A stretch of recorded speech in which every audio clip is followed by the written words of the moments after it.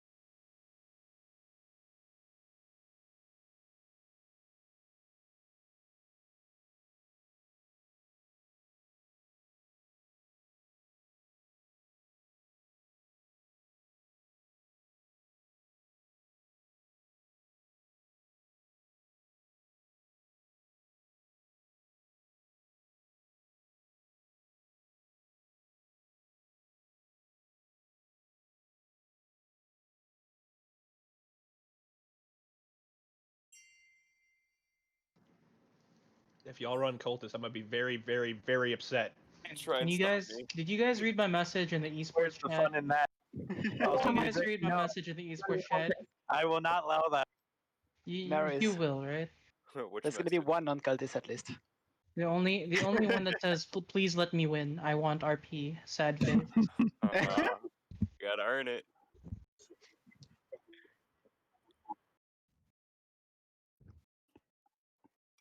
Okay. Mhm. Mhm.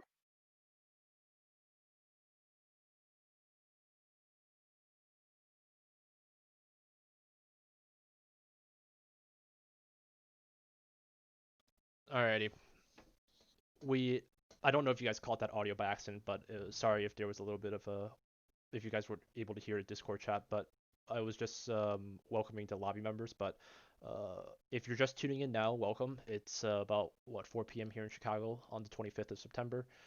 We just wrapped up the first half of our homecoming live stream with a presentation done by me, Elvin Moy, Illinois Tech Esports alumni advisor, general manager, whatnot, with along with Harrison Lowe, our the current VP for organization.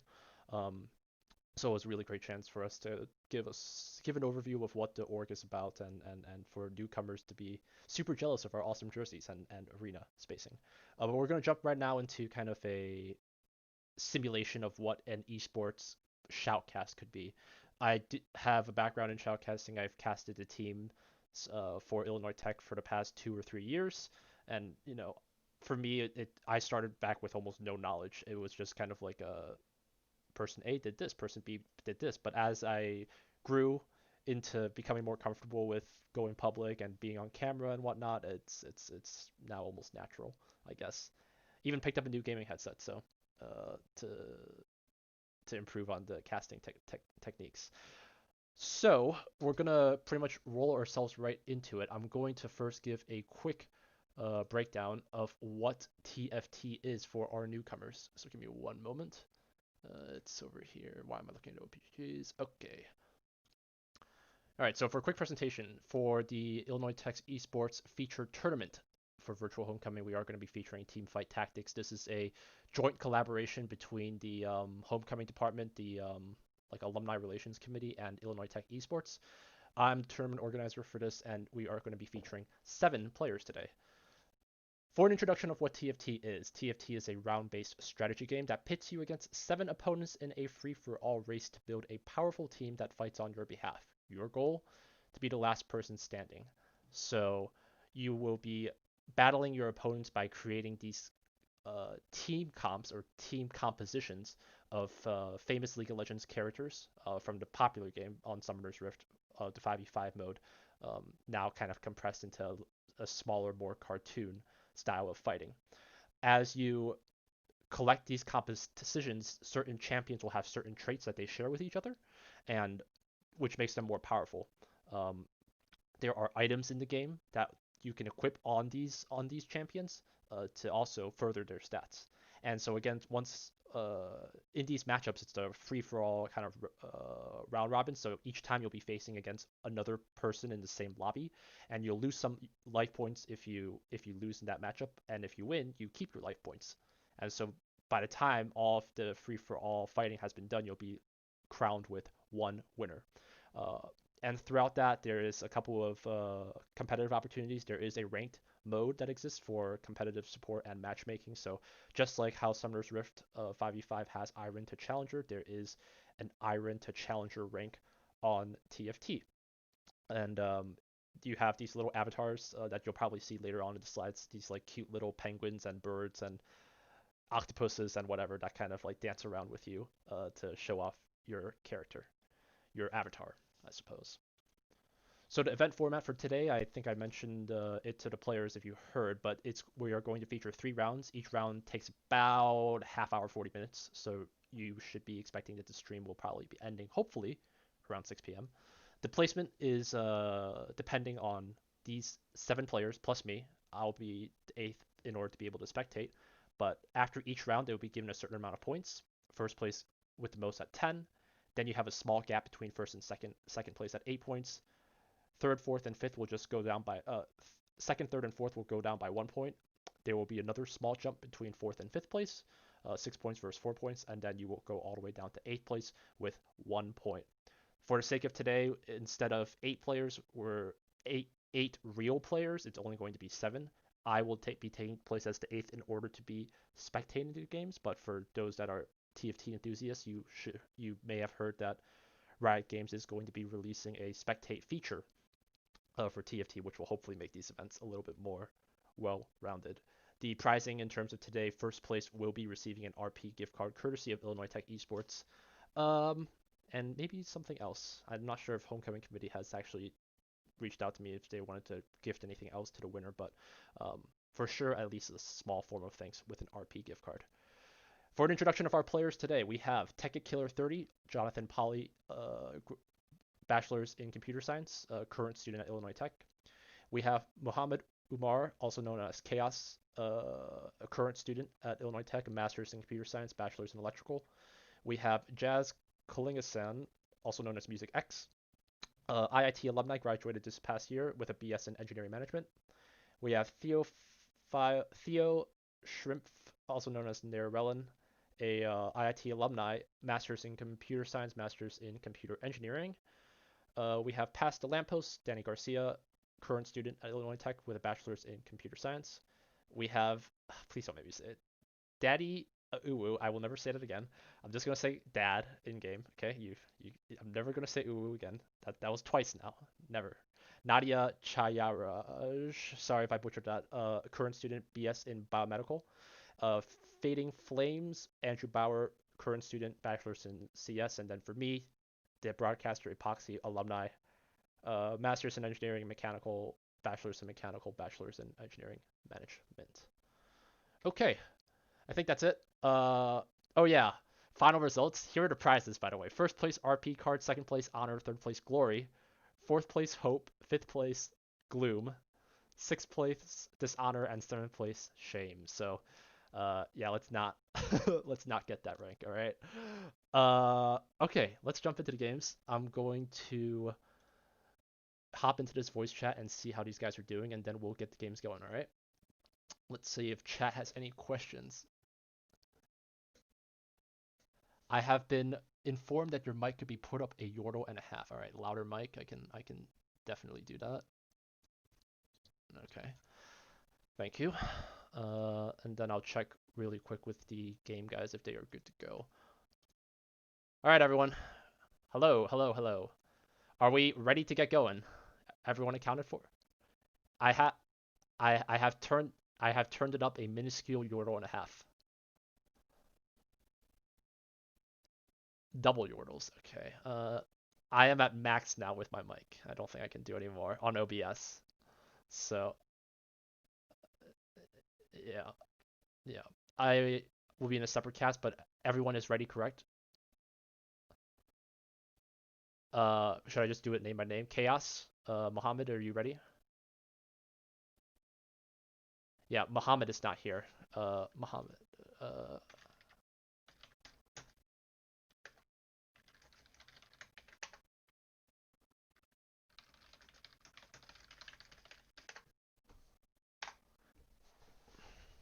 Yeah, I don't want to start and then something happens midway.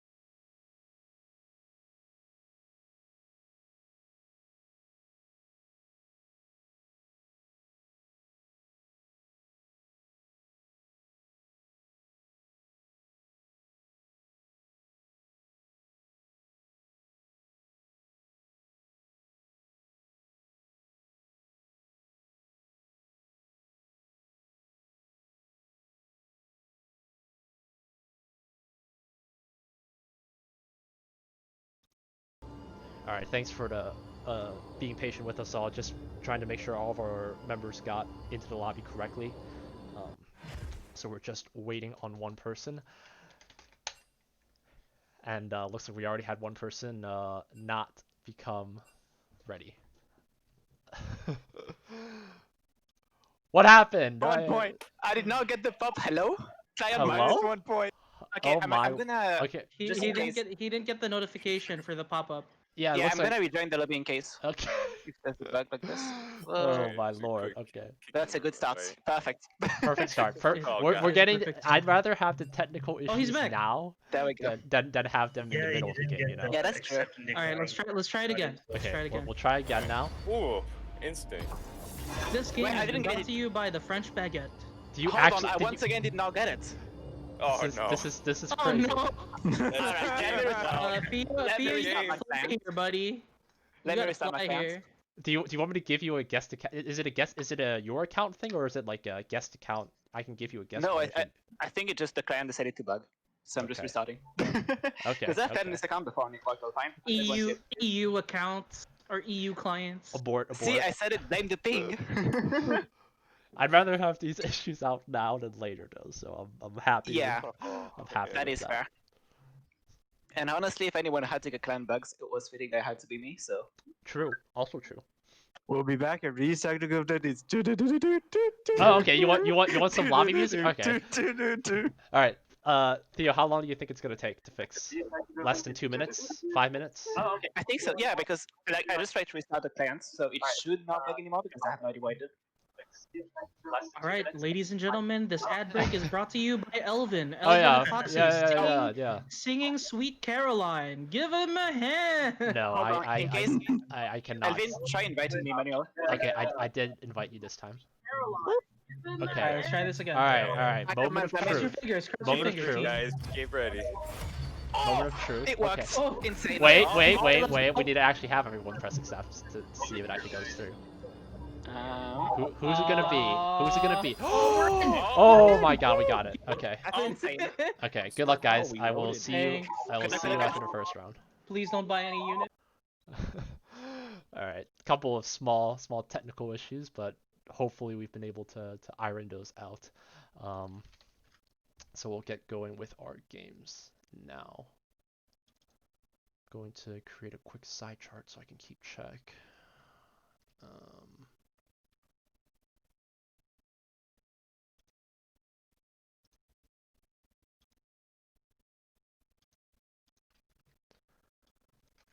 Okay, so you have Daystar Fua. Wait, no, that's the avatar names. Policy.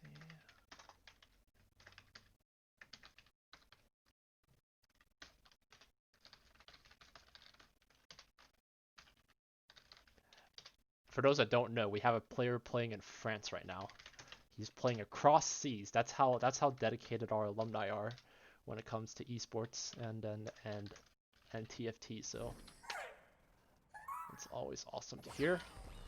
So again, for the sake of those that are new, the TFT starts off in this first phase where you have this carousel round where you have your choice of picks to selecting a champion.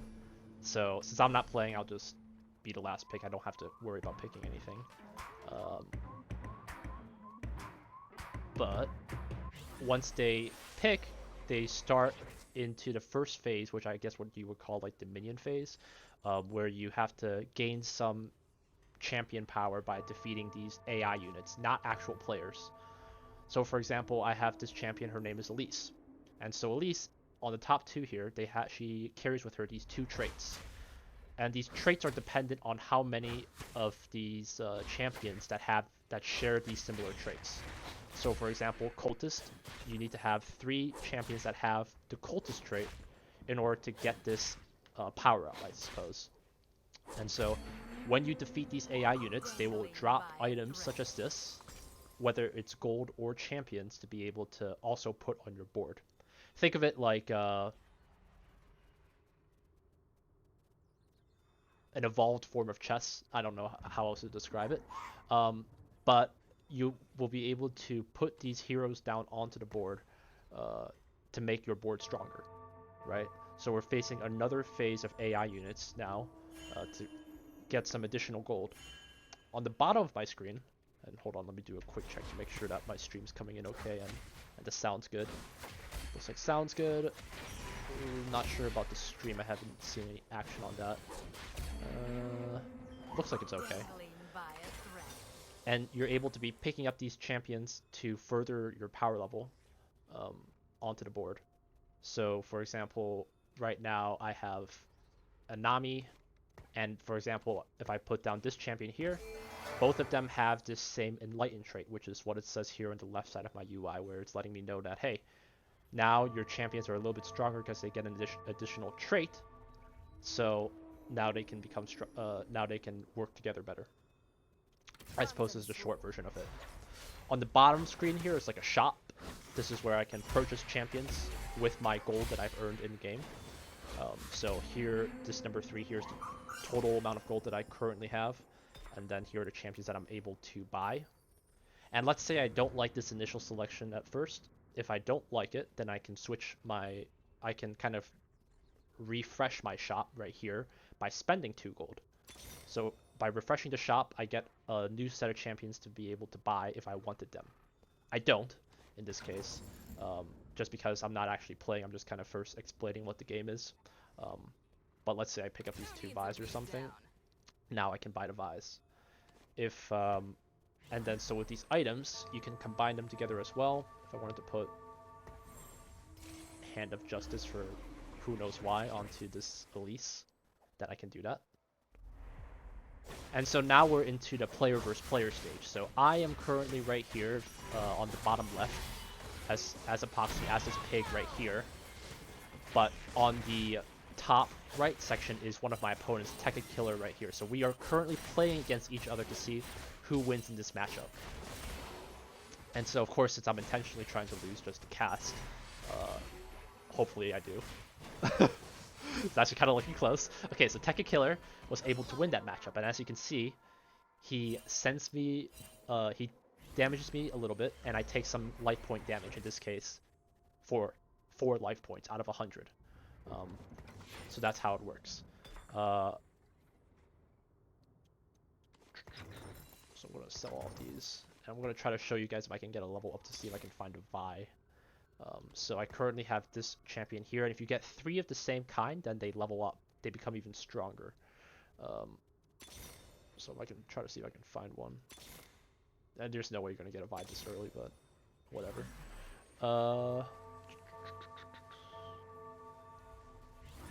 Let's see. Have I explained the game well enough, I guess, for people to understand? If it's completely confusing, I apologize, but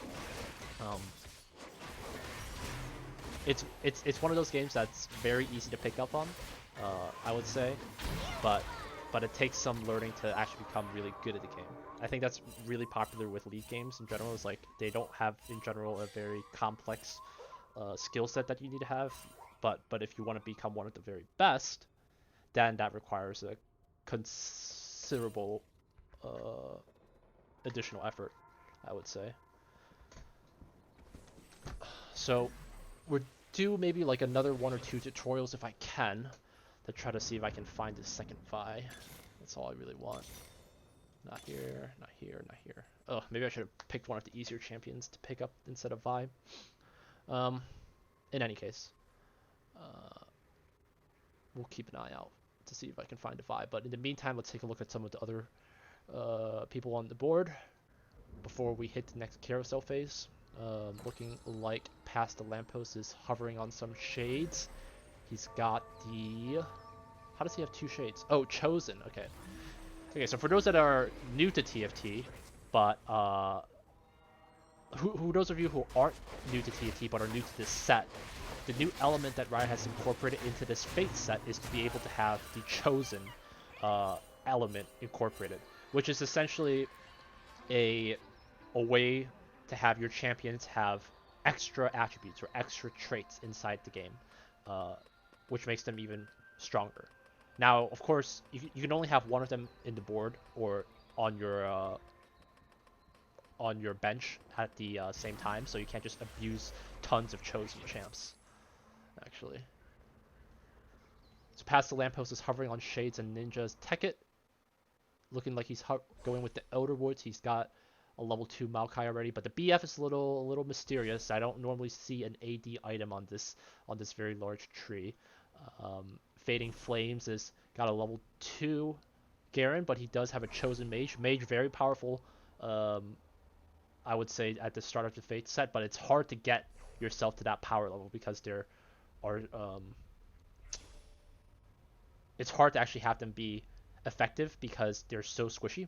So if you had a good assassin lineup or a good brawler lineup, especially against level 1 mages, it's particularly difficult to take them out. But late game, if you're able to survive with enough life points, you're unstoppable. So looking like Flames is going to be hovering on that for a bit. He's got 2 level 2s, actually, yeah, 2 level 2 mages, and Annie Jeweled Gauntlet level 5. Tank Annie is actually surprisingly like deceptive. It's like you would think that she wouldn't be having huge amounts of damage, but you're in for a surprise if you're not expecting it. And then the Vhagar, as long as you can give him like the Hex Tech and the extra blue buff, you are good to go. All right, I've had a couple of rolls here. Still no Vi. I'm so surprised that I wasn't able to find one yet. Nair Relin is going for Elder Woods and Brawlers as well. His Maokai does not have a BF. Daddy Uwu is also with the Brawler set. Brawler is pretty popular right now. Like it, so those are going to be a lot of guys fighting for it. But no level 3, level 3 champions as of yet. So we'll have to see if who's going to be the first one to get it. Looks like Maokai is going to be the one that's going to be hotly contested. Music is already got a level 2 Yasuo on the board. He's got a level 2 Yasuo on the bench, and he's got a level 1 there. So all he needs is 2 more to pick up to really get himself going.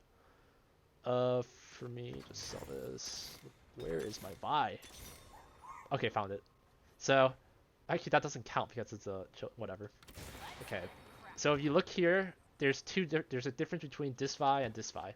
This Vi has the silver star right by her, which means that she's an upgraded level, so she comes with more powerful stats than a level 1 Vi. The idea here is to balance your economy, in this case your gold, and the economy of your life points to be able to also become stronger, right? So there's certain, you have to kind of pace yourself in order to be able to come out on top for sure. Wait. Okay. Actually, I should tell them. I'm going for level 3 buy. Please, no one take. A couple things from chat. Good job, Hi April, with the music. Rainbow Power with I love the chosen mechanic a lot. Makes each game different. Definitely, I would say so. It's one of those that you have to really balance. If you like pick an easy chosen trait very early on to the game, you might be too tempted to build your entire comp around that.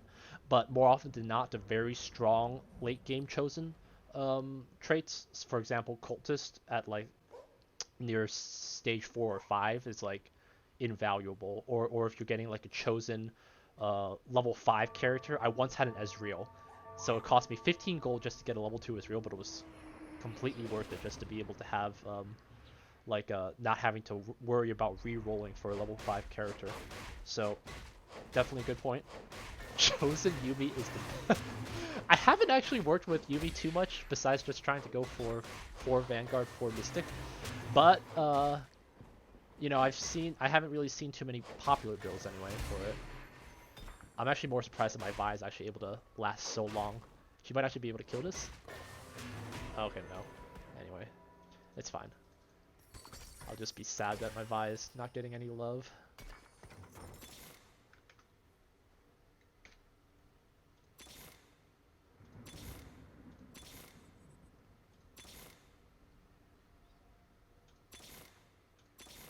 Okay, I found one. Okay, so you see right here, if I buy this Vi, it becomes the 2-star. So these 2 Vi's here plus this third one I buy combined together to become another level 2. So the max level that you can become is level 3. That means that you need to have 3 of these level 2 guys. And for those are usually giving them a huge power boost, like an exponential amount of damage or health. But it's very hard to get, right? Because there's so many champions that you can buy, but it takes forever to be able to get it, right? So it's a risk-reward thing, for sure. Got a couple of viewers. Chosen Yumi, love Yumi in this set. Yeah, I'll have to experiment with it more. I know her mana cost is in general usually pretty low. Yeah, only 40, so a double blue is particularly advantageous. But we'll have to see. I've seen people build Shojins on her. Zephyr. It's been really weird. I do gravitate towards a couple of online resources like tfttactics.gg, I think. That's particularly good for just knowing what's in the meta for comps. So right now it's all about Chosen, cultists, brawlers, but there's like very, very little love for like the more lower tier traits like the hunters or the spirits. If I just take a quick look here, you see Mage has already found himself the level 6, the 6 Mage with that last pickup of the Lulu, and he's currently leading on the board with a pretty hot streak going on so far, it looks like, from the looks of it too. But if you look at that Annie, she hasn't even taken any barely any health points damages either. With that Jewel Gauntlet, it's just able to keep her so healthy. Look at that, already back to full health. With the double mage buff, it's also continue to just push her shield all the way up. But I'm pretty sure the shield has a timer, so if you're not too careful, like, she could just lose the shield and then just completely be vulnerable again. But if you put a tank item on her, then like a Warmogs or a Sunfire Cape, you'd be pretty good. You'd be in a pretty good spot. So where are...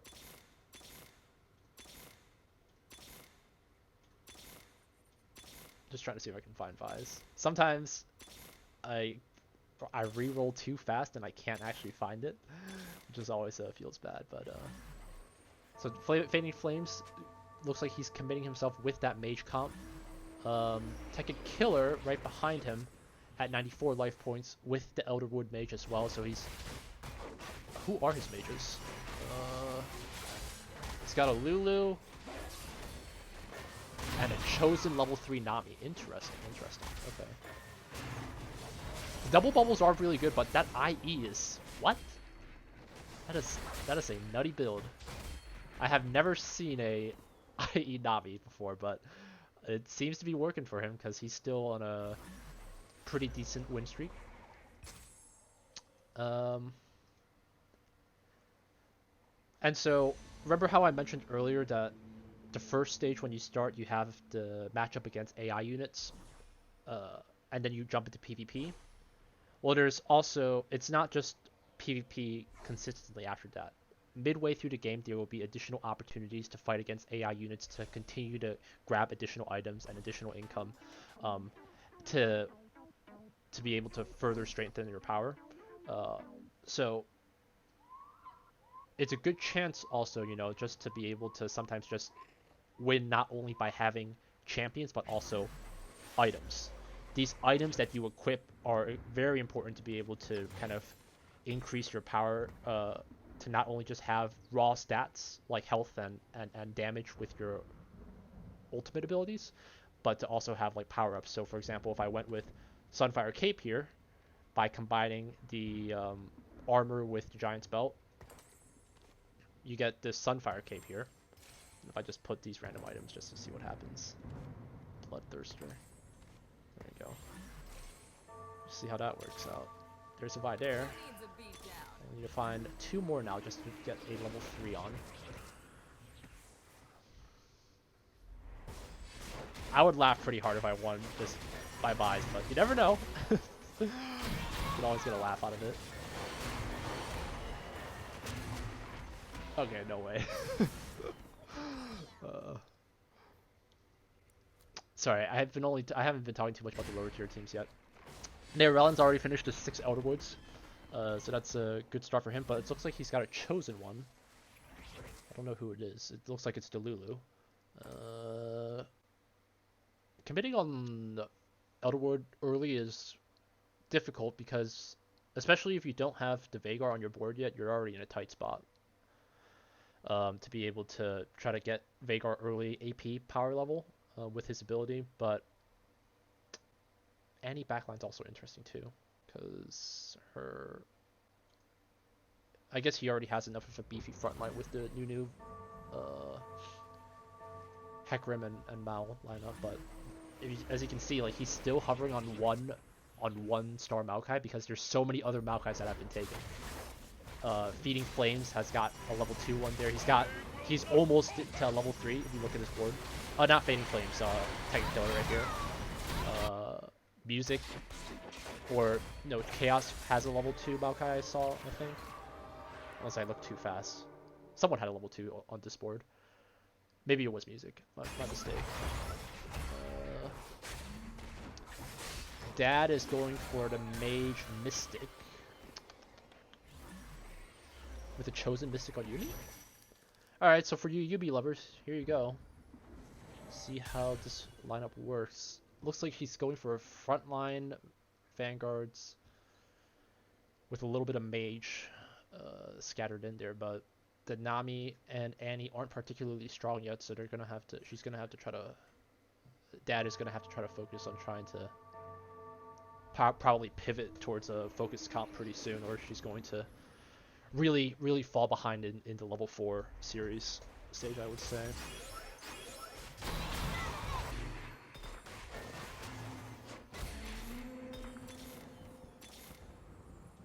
No Y love, huh? That is odd.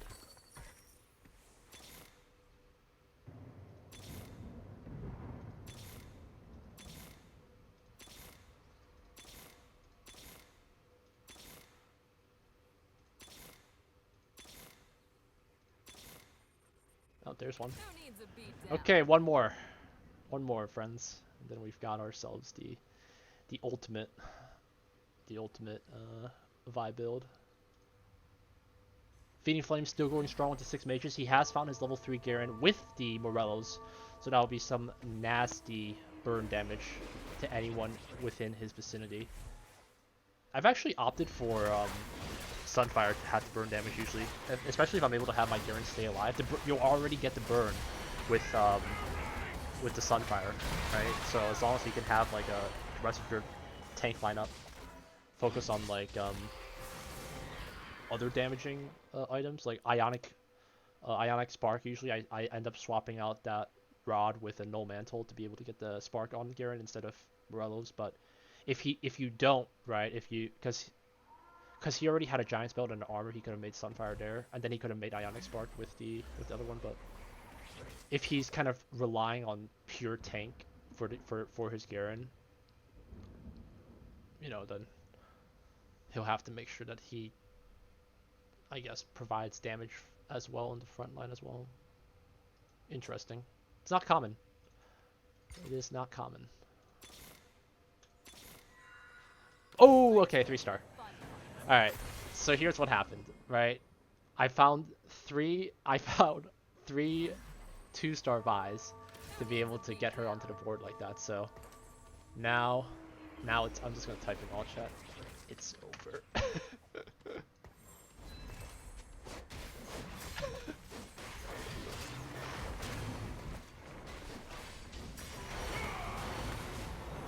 And no, I will eventually fall. And as the first member here, it will be the first one to fall into last place. I gotta make sure I keep watching instead of exit. So I will be the first to fall, but we do have Chaos not too far behind, unfortunately. He is looking like he's trying to aim towards a cultist, but not really able to find his composition yet. That BF on the Maokai is really not paying off for him yet, I don't think. I think he's got to make a decision pretty soon in terms of what he wants to get out of that. Looks like they're in carousel phase right now. Oh wait, no, they're just planning. Sorry. Yeah. So, wait. It's not Chaos that has level 3, it's Tekkit, right? Yeah. I don't know what he wants to build with that BF. I can't... Maybe plus Giant's Belt for the attack speed ally buff, but I don't think you really need to care about that. I don't know, maybe we'll just hold on to it forever, but I'm trying to think if there's anything that can work with BF on Maokai. Assassin. Just put a spatula on him, you just have a giant tree jump over 8 tiles just to say hi to your backline. That seemed pretty crazy. Rainbow power with, I think you're right though, Ionic red buff on Garen would be stronger than Morello's stone plate. It's a give or take, I think. I think it's unique. Both of those items on him I think work out pretty well, so it's not the end of the world, but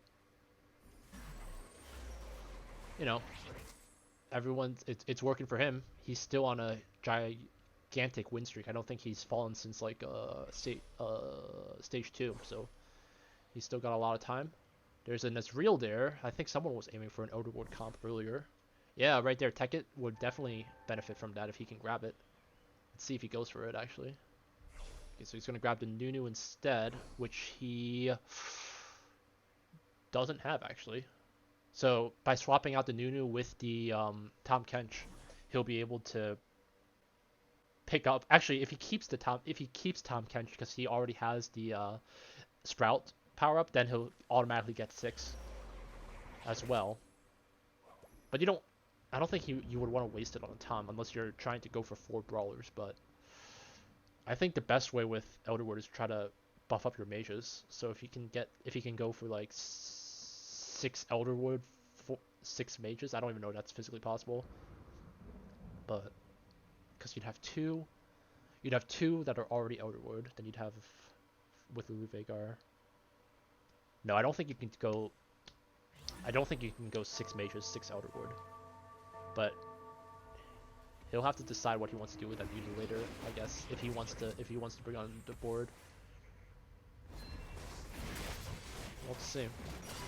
Chaos is on his last legs here, still trying to see what he can get with this brawler Elderwood Dusk, but I think it's a little bit too too late, and he is going to take that last hit, and he will be the first official member to fall here from the competition. So, unfortunately, wasn't able to really find his groove there with that composition. Not enough items and not enough composition strength. I didn't see any gold stars, a lot of 1s as well. Neherelando has committed himself 4 to 6 Elderwoods, unlike Tekkit, still hovering at 5, so we'll have to see what he can do with that. He does have the Vhagar with the blue buff. Hextech is the go-to. Giant Slayer, I don't see normally, but maybe he knows something I don't. I've done double Hextech sometimes as just to get like an extra boost of power. But I don't think Chaos was holding on to many Maokais, so there are still a lot of opponents here that are still alive that are equipped with them. We haven't seen Music X in a while. Music X struggling here, but he's got the 7 duelists on his side. He's going to actually be up against Fading Flames. But that backline there for Flames is so strong, I don't think the duelists are able to get through it. Garen's still able to burn through everyone. Kalista trying her darndest, but you're going to be instantly shredded by an Annie ult right to the face, and Flames will continue that devastating win streak with that backline. Interesting. You don't TF with the Chalice, so he's in a very comfortable spot right now.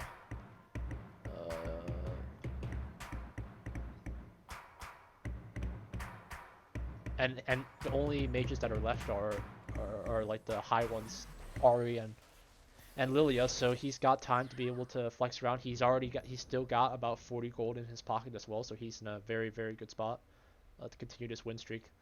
Neherelando looking like he's climbing up the ranks, looking like he's starting to take some wins for himself. Looks like this pivot is starting to work out for him. But I'm just trying to think like what else he can build to continue to, if he's going to try to commit for 3-star at with this composition, or if he's going to try to go for one more champion on or off the board.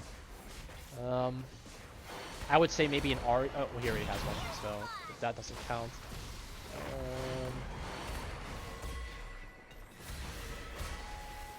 I can't think of anything else that he would need. I think he might be just committing for the 3-star pretty soon.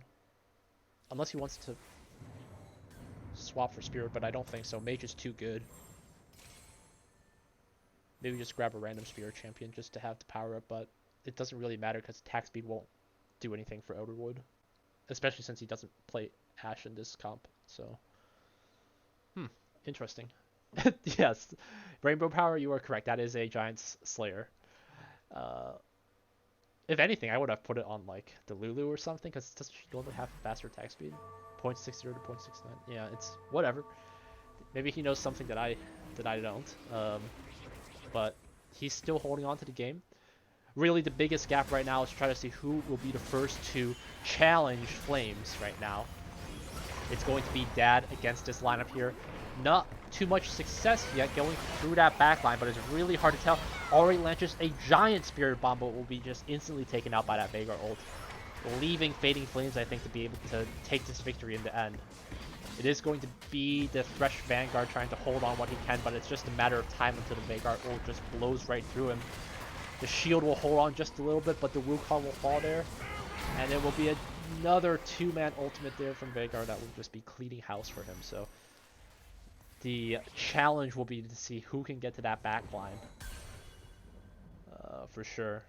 Veigar now with him, he's got a buffed up 47% additional AP power, not only with the items, but with his finishes, I assume, as well.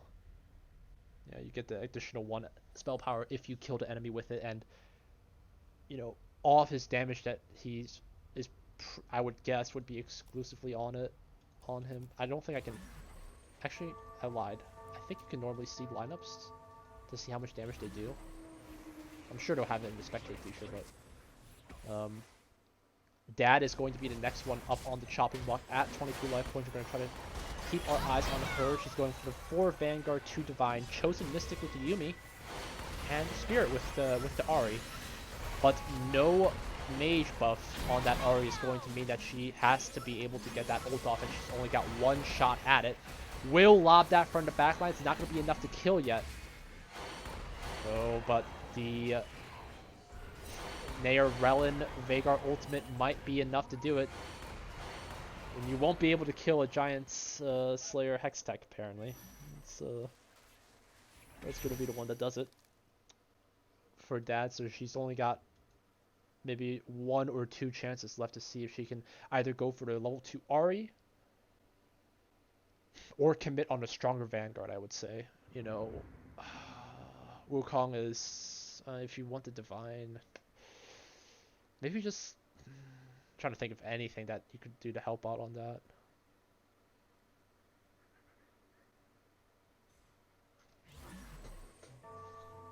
Crick, excuse me.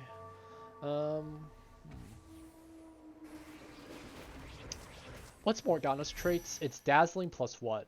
Enlightened, I think? I don't think it would really matter at that stage. Especially you don't have a level 2 one either. And I don't think she had a Morellos, so... I think she might be the next person. Ooh! Okay, a little bit of a grab on Tekken's Nami is able to, I think, actually avoid the Ahri Spirit Bomb, but I might have seen that animation too quickly. But we won't be able to dodge that one. It's only a matter of time until Dad launches another huge Spirit Bomb. Might be enough to clear out that back line. Not going to be enough to crit yet. The Maokai is holding on here, but it's not going to be enough. Tekken is going to launch a ton of damage to take out Dad, and that will be the next one to fall. Dad will finish at 6th place, meaning that we are now fighting for who will be the last one to be in the second half of the bottom half of R8. Carousel phase, we'll have a couple of these level 5 champions out. It's going to be Nazir up there for grabs. Nairelin going to pick up the Ashe, looking like that Ludens would be useful on his comp for sure, because he's going for the mages, I believe. He could be hovering on the mage as well to try to transition out of Elderwood and just go for 6 mage, 3 Elderwood. That would also be a pretty good way to rotate.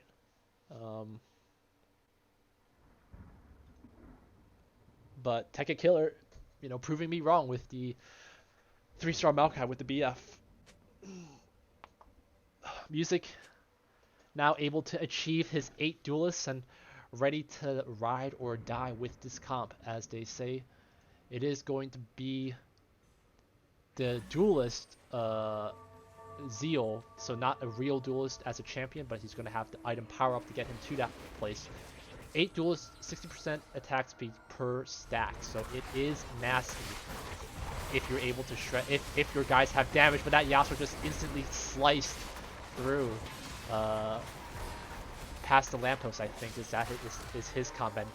Nice little comeback there from Music, able to bring past the lamppost down a peg, down to 22.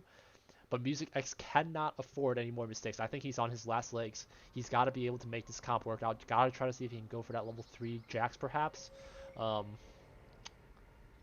The Thief's Gloves, I think, must have been a last-second gamble. Normally, Callista is the one that you want to try to itemize for duelists, I think. A Ginsu's plus Rudons is pretty much makes her unstoppable from the backline.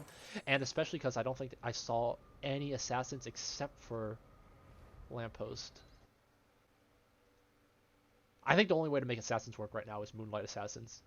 You have to make your Moonlight guys like so tanky that your assassins will just be able to kill through them. So forget about Aphelios, just do Lysandra tank, big Silas and a big Lysandra, and then you can usually do some pretty hefty damage with a six mana assassin comp, I think. But doesn't look like anyone's going for that right now. I am interested to see how long Music can last. He does not have his level 2 Warwick yet. He is having a Morgana with the Enlightened of all things. But that spell power isn't going to necessarily be enough damage. But can he go through Nair Rellen's Veigar? It's holding on to Spear Bomb, not going to be enough just yet. The Callista is not having the damage to go through it just yet. And that's probably going to be it. Nair Rellen's Veigar still holds on. The backline too strong there with the Lulu ultimate plus the Veigar's Hextech is enough to keep him at a good spot. For sure, and that will be the rest of our bottom half there. And so now we're fighting for top 4 with Past the Lamppost, Tekkit, Nair Rellen, and Fading Flames. Lots of F's in the chat. Send out to the 8 duelist comp. Was not able to work though. Yeah, you got to put it on people that actually benefit from the attack speed. I think like putting on an Ashe. Maybe it's real if you could find one. Especially, I don't know how much gold. I think he looks like he was hovering on 10 gold. So if he just went for the gamble, went for the rerolls just to try to put a level 1 that would actually be effective with the duelist, might have been a little bit more effective. So you're seeing right now we're in another AI phase, but this AI usually gives a really big power up. So in this case, Past the Lamppost will be able to have a Ginsu's. That'll be particularly good onto his Callista. Can't imagine anyone else he wants to put it on. Excuse me. But the 6 cultists are there. He is going to be level 8. So we're going to have a nice little bit of power there. Looks like his chosen trait he committed with was the Shade. So there is no chosen cultist available for him. He will not be able to tempt fate with a 9 cultist comp. And unfortunately. But it does look like he has a decent amount of gold. If this is his board, I don't think so. I think it's this side.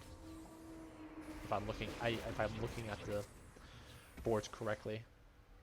Fading Flames though was able to take a couple of his first losses, and Nair Rellen, I think it was able to prove himself unstoppable in the Veigar. It's a double V Veigar versus Veigar lineup, but I think Nair Rellen's Veigar is just a bit stronger with that Hextech Gunblade. Will definitely be enough to just go right through it. Now at 167% spell power as well to top it off. So yeah, that's gonna be a tough cookie to crack for sure. Past the Lamppost committed himself for the 6 cultists, but I don't think it was enough in the end. The Zed did have some good items. The Eve did have some good items, but unfortunately, the only problem I can say with running cultists is that you have to bet on getting good items early, and that's difficult, especially with just how reliant your champions have to be. Like your entire carry is pretty much built up on Eve and Zed to make it off. Like Callista is good if you're able to put her in the right spot, or you're against like a particular comp that's just like all bruisers on the front line.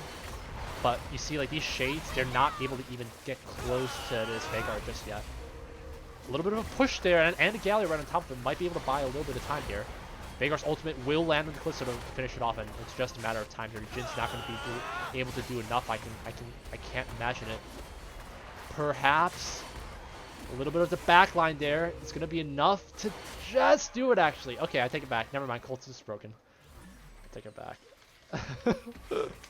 If you listen to me on stream, no, never mind. Cultist is just broken as usual.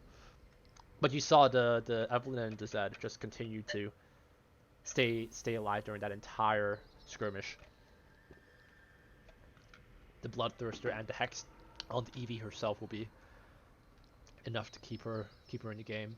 And the 4 shades, oh my lord. Okay, yeah, that's gonna be some nutty damage. GA is particularly good on Zed, especially because if you don't have anyone to get into that front line, you basically set up your Pike to sacrifice yourself as the sacrificial lamb, to just like, if you can get an ultimate off, it's great. You did your job. Now you can die. Watch. I'll show you. Like right here. I'll say like one ultimate he can get off. Just one. He just needs one. Yes. Okay, right there. See? One ultimate stops your entire brawler lineup just to be able to get away from that. But this is gonna be a contest to see who can live through it, and I'm sure Tekken Killers is regretting that that BF Maokai now for sure. It's gonna be a lot of damage to get through, but past the lamppost will persevere and will be able to take down Tekken Killer to get himself into the top 3 at least. Fading Flames now showing, and Nairun looking like they're going at it right now to try to see what they can do to be able to hold on to it here. A level 3 Lulu would be particularly useful, especially because of the number of targets that she can give to knock up to, jumping 2 to 3 with already a fairly small lineup. But you can see he wants that mage lineup. If he can find the 6 mage, he'll be almost unstoppable. I think just rotate it out with, or try to find an item for it at this point. Doesn't look like he's hovering on any gold, so he doesn't have much chances to reroll either, so he's kind of have to go with the flow. But unless he can find a Lilia. Oh, excuse me, he already has one. If you can find a Nami or TF if he really wants it, but I don't know. Either bank on the comp that you have right now to try to go for the level 3 like Lulu, or just try to save up enough gold to get to level 9 if you can at this point, right? So it will be this Cultist comp versus Nairellen's Veigar, but Veigar's still holding on strong. It's going to be a gigantic ultimate to get Zed out of his first GA. Evelyn backline will be enough to chunk Veigar about like a quarter of the health, but it's not going to be enough just yet. Evelyn with another ultimate coming back up is not able to get it off. Not able to get it off on the Ezreal Hecarim to keep her alive just yet. So with that, it's going to be Nairellen that actually takes that window to be able to fight for the top 2, and it's now between Drewski, Fading Flames, and Nairellen for this first matchup. I'm going to step aside for a quick second and start putting in some numbers for who's winning what. So Dad will have 1 3 points. Tekkit will have 1 6. Nairellen, don't know. Music, don't know. Chaos will have 1 2. Lamppost will have 1 7.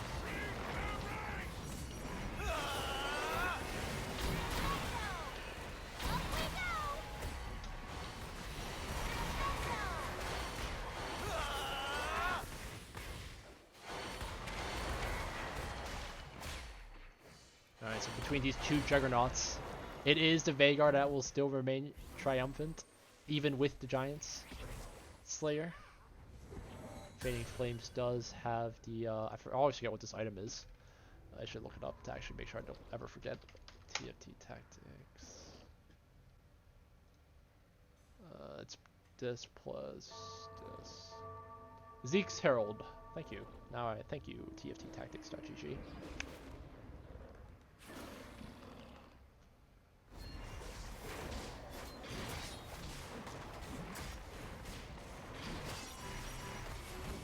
Just a matter of time.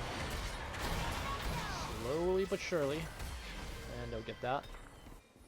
Nairelin will have a Chalice. Okay, that's broken.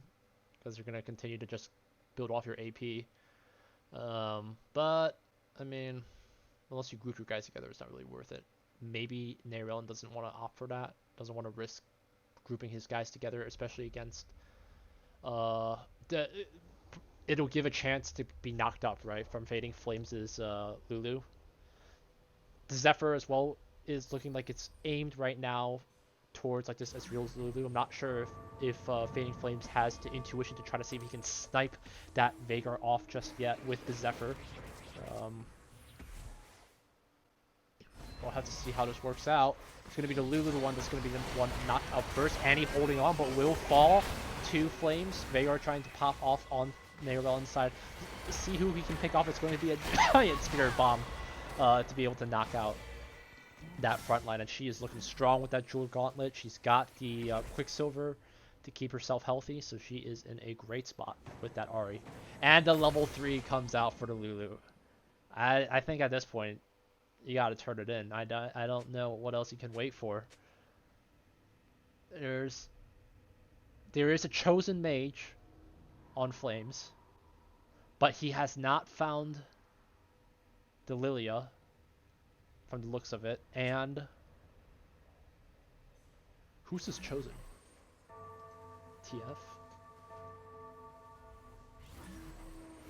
You need another mage to be able to get the 9 though. You need the hat. And he doesn't have it, so it won't even matter if he tries for it. I think Nairel's is much better. Ezreal ult will get launched from Nairel's side. Spirit Bomb will instantly take out their backline there. That is just too much damage. Veigar just constantly able to dish out that damage. 214% now, and it's going to completely do it, and that's going to do it for us for round 1. Oh, wow. Okay, GG's. Well played from these guys. It was a good game for sure. Let's take us, let's take a chance back into the lobby real quick. Just so you guys can see how I tally this stuff up. If you want the insider scoop. Alright, this is how I do it. So round 1, it's going to be Nairelin with the first win here, and 8 points there for Fading Flames. Do a quick filter from A to Z. And that's how you're looking at it. It's going to be first round completed with Nairelin leading onto the scoreboard with that 10 points. 6 Elder Woods, 5 Mages will do the trick. Let's bring him in, actually, for a quick interview while I've got the chance to grab him right now. Hello? Hello. Hey, how's it going? It's going good. What about you? It's interview time. So looking Okay. like you were able to pull off a pretty nice win with that 6 Elderwood and 5 Mage Yeah. Comp. Tell me, were you trying to see if you could wait for enough gold to go for a 6 Mage, or were you trying to just go for the level 3 Lulu? So every time I go for that comp, I have to choose between Elderwoods and Mages, like for which gets 6. And usually it comes down to champions. So I did not really try to go for 6 Mages because, yeah, I just didn't want to go from the champions I had. So yeah, at the end I was just trying to get both level 3 Lulu and level 2 Lydia, also level 2 Ezreal, but I didn't even get the second one. Right. So yeah. No, And I think that just what it came down to in the last rounds, that he couldn't find Lilia when I did. Right. One of the things that I particularly like to do, especially like in the late game, is like if I know my enemy team is looking for one champion, or like or I'll just take it away from them if I have enough gold, because you don't want to risk it. Indeed. You don't want to risk it. But I think That's true. Flames also had a Zephyr, but he wasn't using it to snipe out the Veigar either, which was interesting. It looks like he was trying to. He said he forgot at the end on the last round. He said he forgot he had it. Ah, but you he still forgot. hit the Okay. Veigar. Yeah, having it on the Lulu level 3 is also not bad because you prevent the triple knockup instead of double, but Yeah. But I don't think. Oh, and also last question was the Giant Slayer intentional on Veigar? Yes. So on Veigar, I always want to have Blue Buff and Gunblade. Those two are like mandatory. And then for the third item is either Giant Slayer or the Macquarie, the thing that blocks CC for 12 seconds. Oh, okay. And for the one of the two that I want is just based on what I'm facing. If there's like lots of brawlers and stuff, Giant Slayer is amazing. and if there's a of CC, then you just want the other one. Gotcha. Okay, that makes sense. Interesting. Yeah, I was surprised with that. I was like debating whether if you were gonna try to maybe go for Jeweled Gauntlet or Rabelons as a third item, but it looks like the Oh Hex yeah, Tech I the Hex think Tech alone pretty much keeps you alive for whatever you need. Hex. Yeah, you have to Yeah. get Hex Deck. It's just I don't so think you have a choice. so good.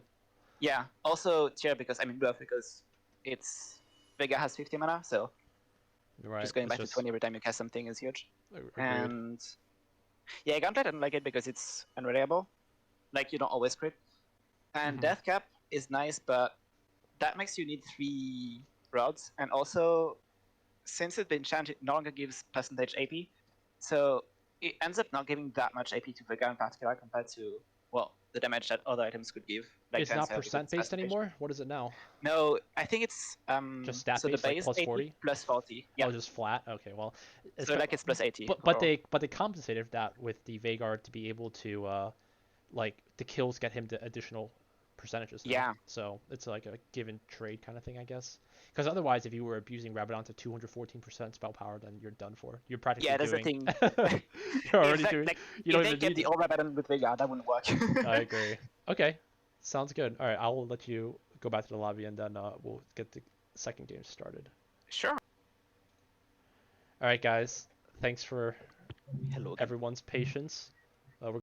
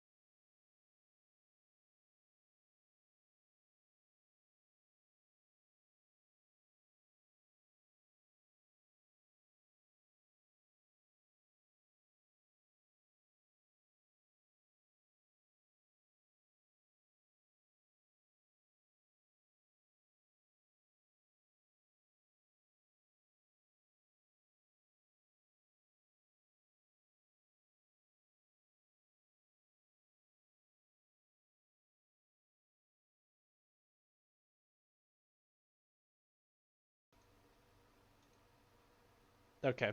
So just finished getting the second lobby set up. We are now entering ourselves into round 2 of the game. Sorry, I gotta switch up my panels a little bit. It's a little bit all over the place. What should I do? This one was just round 2. Change the filter. Yes.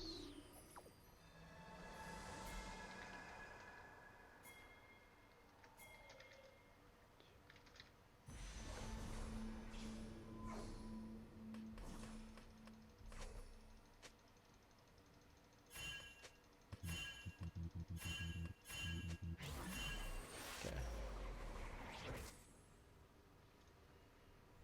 All right. Putting a little annotation there so people know where we are with our tournament.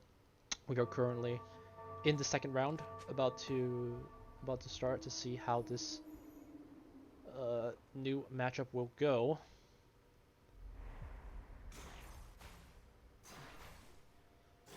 And while we wait for kind of this passive phase to start off, let's see if anybody else is on the chat talking.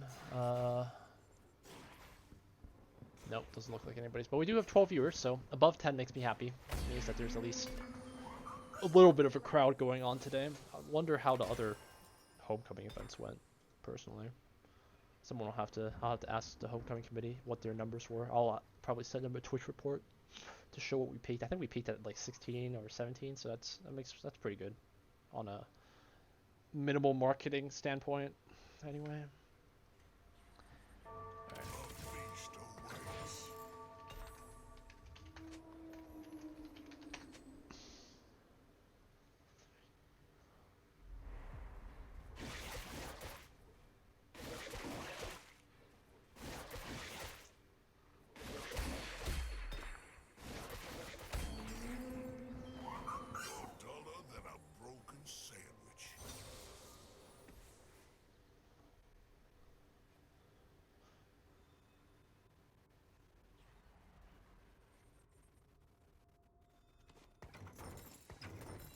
I have to actually purposely sell my stuff that way that it doesn't automatically go on the board. That there's like a minuscule chance that I actually beat someone. I have to lose in order to make the games fair. Otherwise I'd be taking life points away from someone when they shouldn't be. You know, have to give everyone the same level advantage. But if anyone's got any questions about TFT, about Illinois Tech Esports in general, you know, if you're just new coming here, feel free to ask a question. It does get a little bit boring if I'm during this first phase of TFT. You know. Totally fine.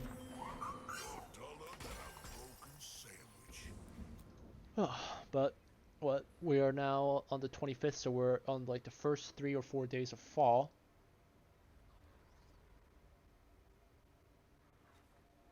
Had to rake the leaves a few days ago, so there was that.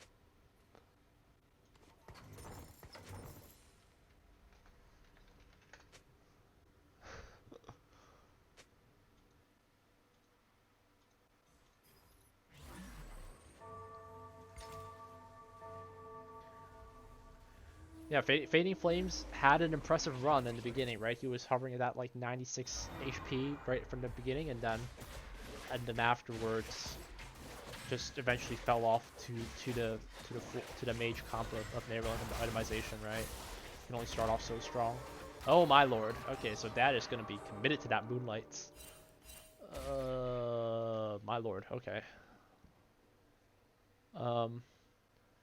Can give a shout out to a couple of follows over the past since today. We've had Average Joey followed us, thanks for that. Hayes Vandalize, appreciate the follow. Rainbow Power, appreciate the follow. Fritza Kids, thank you, and the Iobster also. If I got those if I butchered those names, I apologize. I think that should be everyone.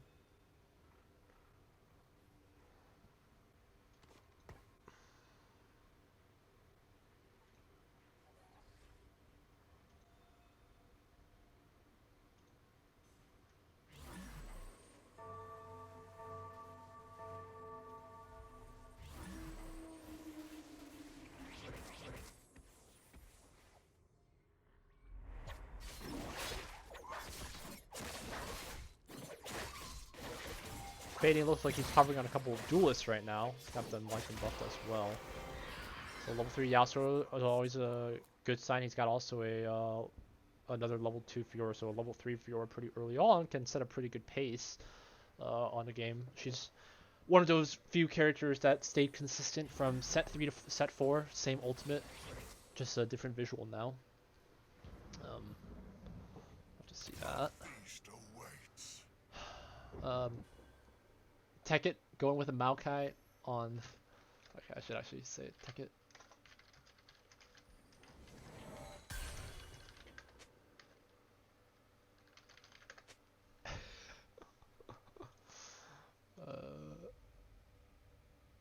Flames, duelists, already with 4, so he's already committing himself to that comp from the start, from the get-go. It looks like. Music is going to be looking like a couple of assassin cultist ninjas. It looks like this is the standard early comp that you're supposed to build. So he's doing it right if he is going for that cultist. Nice little bit stunned there. Oh, and he's against me. Well, it's not enough.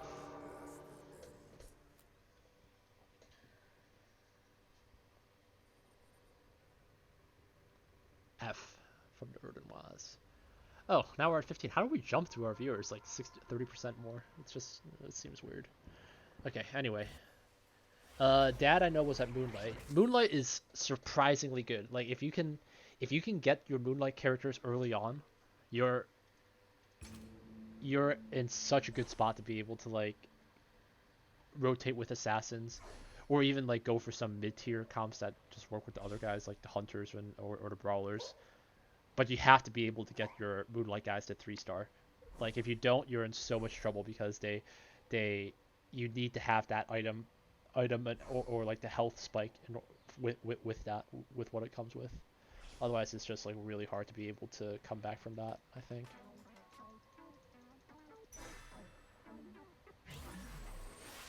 It's just me personally.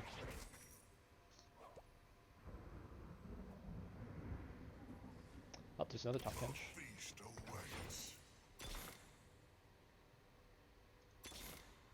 There's another top bench.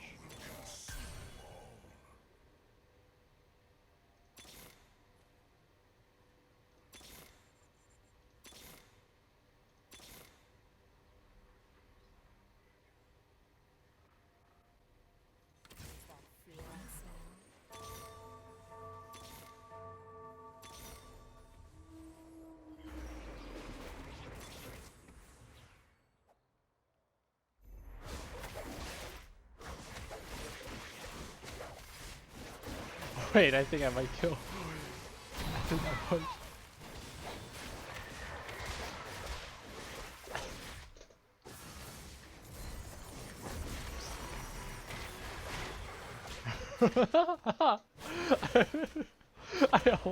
Okay, I was scared for a second because I actually thought I was about to kill Nairellen, but I didn't. So, all right, never mind.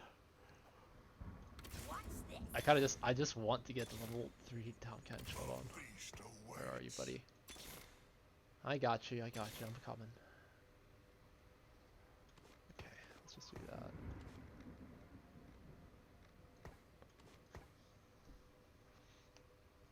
Actually, no, that's a bad idea. I should not do that. Otherwise, they'll automatically place on the board if I just put trash. Oh, no, just don't. Otherwise, that's unfair.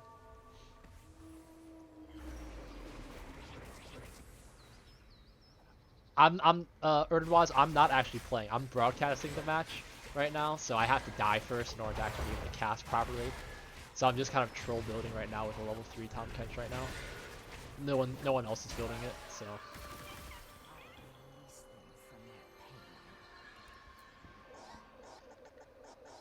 Yeah.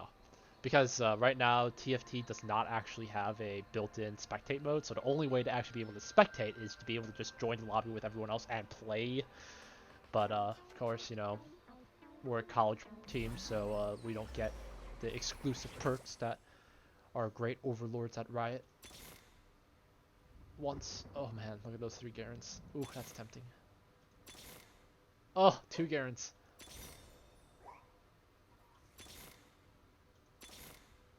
Where is the Kench? Okay. That's 1. Alright. A level 3 Kench. Easy win now. I just need to get the no mantle, and the what?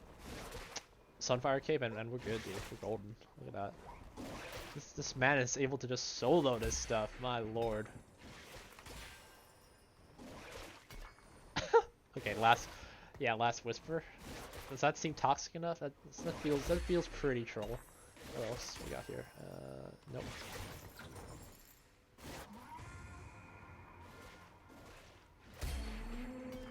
Okay. Evelyn there. Warlords there for the heck of it. Yeah, Last Whisper seems pretty awesome. Let's go for that. Okay, and then we'll hover at a and just see what happens with that. Okay, let's actually see. Do a quick. Oh, that's a level 3. Okay, yeah, we saw Flames build it going for Duelist. It looks like he's got 5 now. He needs 1 more. There's a Zin available on the board, but doesn't look like he has enough gold. He spent all of his gold trying to roll for that level 3 Fiora, I bet. Past Lamppost is going for the sharpshooters. He does have a Dusk Thresh at the moment. Interesting. Never seen that being used before. Aatrox with the Gargoyles. That's the correct play. Let me see how does damage work out. Okay, nice little grab there to be able to get those guys that ultimate. That shielding is very good for him. From the Thresh there. Diana holding on here, but it's not going to be enough. Past Lamppost is going to be taking out Dad's Moon comp. Dad is still going for the moons, but he has not found his level 3 guys yet. So he needs to decide pretty soon if he wants to force commit with the moonlight comps and just try for level 3, or he's got to pivot the comp into something else, I think, or at least try to like level up to like 6 pretty soon, I think, to be able to stay in the game. That's my 2 cents.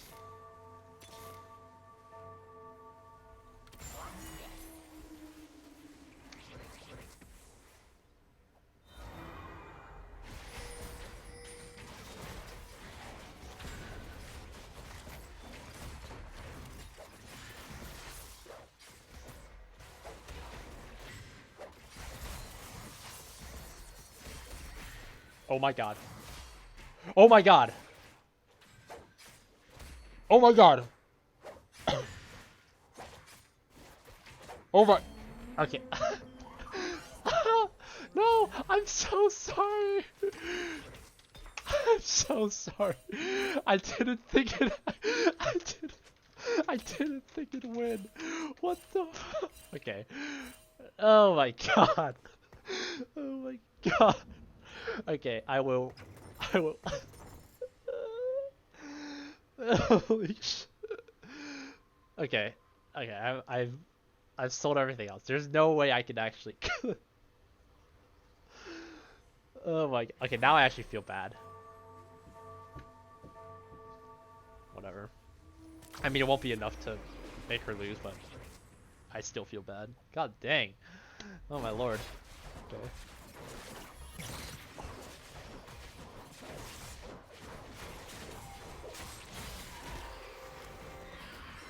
I am shocked and slightly disappointed that Riot somehow made level 3 Tahm Kench that broken, that even with just 3 champs against Dad's 5, it was still able to pull that off, you know? Anyway. Okay, that will never happen again. Like, I was trying to have some fun of my own, but that turned out to actually cost the game, so let's not do that again. Should I just do... I can't surrender early either, because otherwise that actually locks me out of the game. Just don't troll anymore, Elvin, I guess, is the way to go.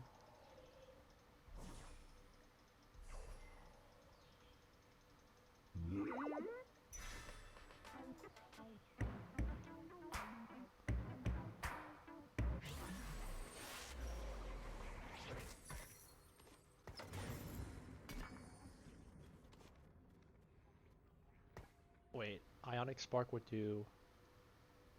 add the percentage, right? It's flat. It's 15% spell power. So. No. Yes? There's nothing else that it would work on. Why not? So 86. Lol. Okay, just Tahm Kench's now. Let's not even try to tempt fate again like that. It seemed way too toxic.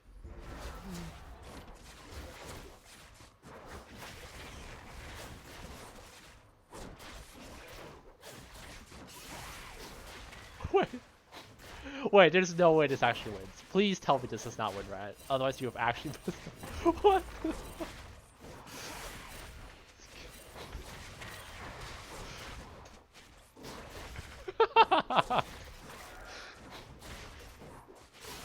Oh my god, okay. Rainbows.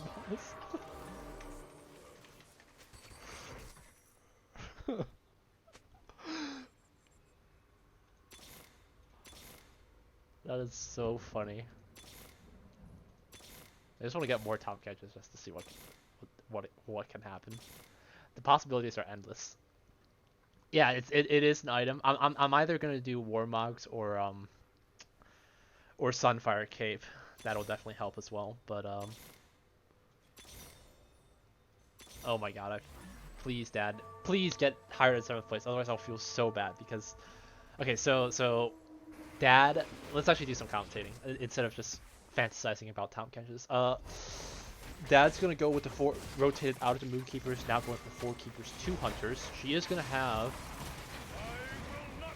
the Chosen. It looks like is. I can't tell. I would assume it's like the Kennen, but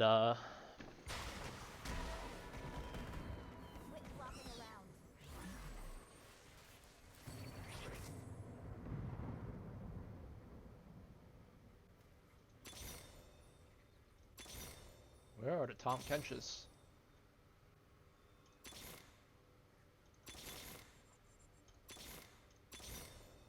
Do you not like get any more of that champion after you get level 3? There's no way Riot actually made that a thing, right? I'm just being trolled because I took every Tom Kench. It's gotta be. Okay. Anyway, the Chosen, yeah, was the Kennen, is going to have the Jeweled Gauntlet, but this transition is gonna hurt a lot because she forced everyone so late. She's gonna have a lot of 1-star guys, so she's no longer going for the Moonlight. Has to be trying to see what she can do with the extra shields. Tekkit is once again going to go with his favorite level 3 trees. Is still hovering on the Elderwood Mage. That seems to be the comp that he's selling for. We did see that was the comp that did win. Kind of just depends on how you itemize it. That Vagar is going to be level 1. Does not have the double blue yet. Doesn't have a Hex Tech. So it's going to be tough. Oh, last item. That's not going to be enough actually. I must, my child. Embrace the night.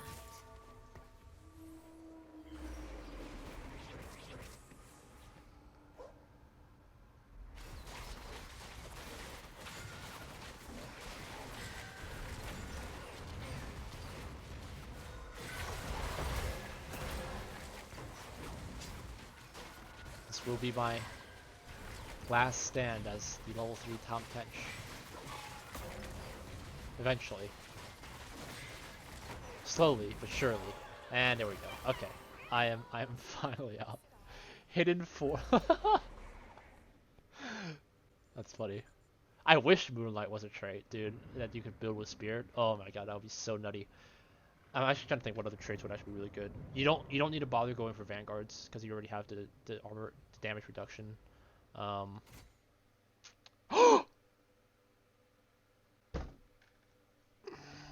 god, I spoke too soon. I hate myself right now.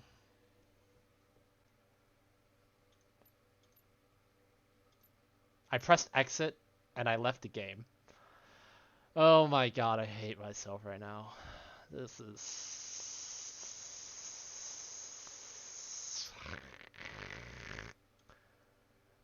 Okay, I'm streaming. Okay. Alright, hold on. I think we may be saved because music's streaming this game. So if I go on there, I'll find it. Oh my god, I'm so sorry. It's just instinct, dude. I always just press it and then it just happens. God dang, I'm mad at myself for that. Hold on, I'll find it. We're streaming for you.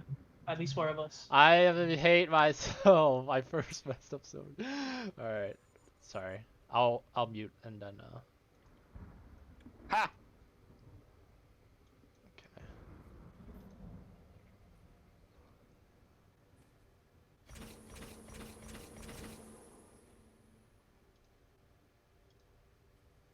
Okay. All right. So the way that we're gonna have to watch this is by watching it through the live stream that I'm doing through Discord because I messed up and I was big dumb and left the game because I was so exasperated with myself for building level 3 Tom Kench. So apologies for that. We'll just have to kind of rotate between different streams, but it is going to be music from the looks of it, committing with his cultist comp. Not having the best of days with it though. That Evelyn does not have the items just as of yet. Taking a look though. Drewski is going to be still going strong with the chosen duelist. You know, duelist. The way to get there is with the with that Lee Sin, and that is on the board. I see it here. I can't imagine Flames wanting to be going for anything else, especially with Lee with recurve. If he gets a second recurve, rapid fire cannon Lee is actually nuts. It's a disgustingly broken thing because he can still land his kick, but he doesn't even have to dash. Like that's what makes it so crazy because he's still within attack range of you. It's actually broken. But Flames was not able to grab that. He's gonna instead opt for BF, which will also be good, I guess, with his duelist, depending on who he gives the item to.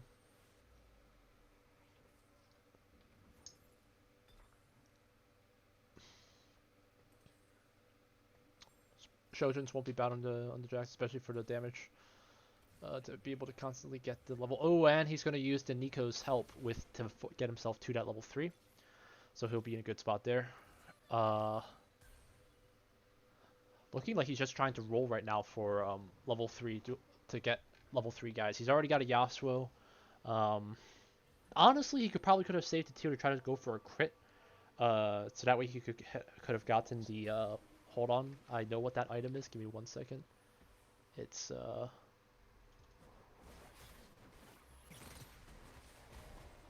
tier plus sparring gloves to get the Hand of Justice. Hand of Justice on Yasuo is surprisingly good. It's like works really nicely for him to be able to output that damage, but nevertheless, it's going to be enough with Fading Flames able to continue that 96 win streak as usual. So looking like he's in a pretty good spot. Let's take a quick glance.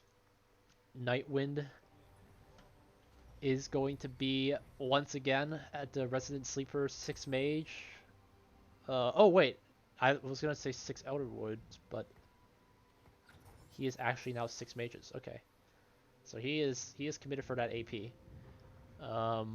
He does have the blade. He's waiting on a tier right now. I'm trying to think who else would benefit from only thing I can think of with the double recurves. I would imagine just Titan's Resolve on like on the Nunu, or if he picks up like another Elderwood tank like a Hecarim or Maokai later on would be fine. Can't imagine anyone needing recurve with this comp. Rapid fire, excuse me. Now he's going to be launching those bubbles from across town. It is going to be doing some of that damage there. Big Spirit Bomb right there from the... And another one. Just going to rip right through that back line. Nice damage there. And it's level 1 too. So, nice little bit of comboing there from Nerelin to keep himself in the game in that mid-game phase. Dad is going to take a win of her own there. Don't know if she's streaming. Don't think so, but taking a look at Tekkit. He's going to still be hovering at the 5 Outerwood. It is his chosen. Excuse me. It says, LOL, I'm streaming. Hold on. Where? She's streaming on Discord or she's streaming on her own channel? I don't know. Give me 1 second. We'll find out in a bit. I don't want to disrupt the stream as much as I can, as little as possible. That way it's slightly consistent.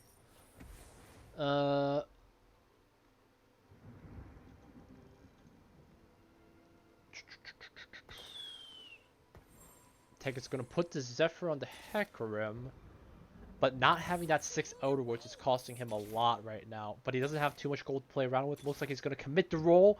He's going to find another Nami, but we're still... Oh, no, there was another Nami. Tech it, no. Tech it, no. Oh my god, that's got to feel so bad. He's got to be hating himself for that. Gotta be bashing himself in the head for that one. And with Nico's, like, because he's starting to get into that danger zone too, at around 30, so he's gotta. Oh man, that's. Please, chat, give it put an F in the chat for our friend, because that's gotta hurt. Oh man. Okay. Man, that is a bummer. I feel super bad for that one. Okay. I can't imagine Tech going to be lasting too much longer. So that's a critical mistake to lose out on. Man, that's rough. Okay, so he's looking like he's going to opt for the Lulus. Coming back to your boy Dan's stream here, he has the 5 sharpshooters. Has the chosen sharpshooters as well. So if he grabs one more sharpshooter, I think he is missing a. Who is he missing? He's got the Teemo, he's got Vayne, he's got Nidalee. That's 3 plus 4 with the Jinx. I'm missing one. Hold on, let me just not waste time and go to TFT tactics and just find it. Who is sharpshooters? Oh, Jhin. Okay, he's missing a Jhin. That's it. Well, Jhin, he doesn't have a cultist hover right now. So he's not going to need that. Oh my. Oh, that was a fast boy Fiora there. Yeah, I wonder if he commits hard for the Jhin, I'd probably just sacrifice Sejuani, I'd assume, and then try to see if I can roll for level 8 to get just one cultist on the board. That would be my thinking. Sniper, sharpshooter cultist, but difficult. He doesn't have too much gold to play around with, and he's in a healthy spot right now at 77 HP, so he's got some places to take some risk. He's got a carousel coming up and another AI monster in 3 stages, so he's flexible. Might be trying to pray for a double spatula if he wants to just keep like the level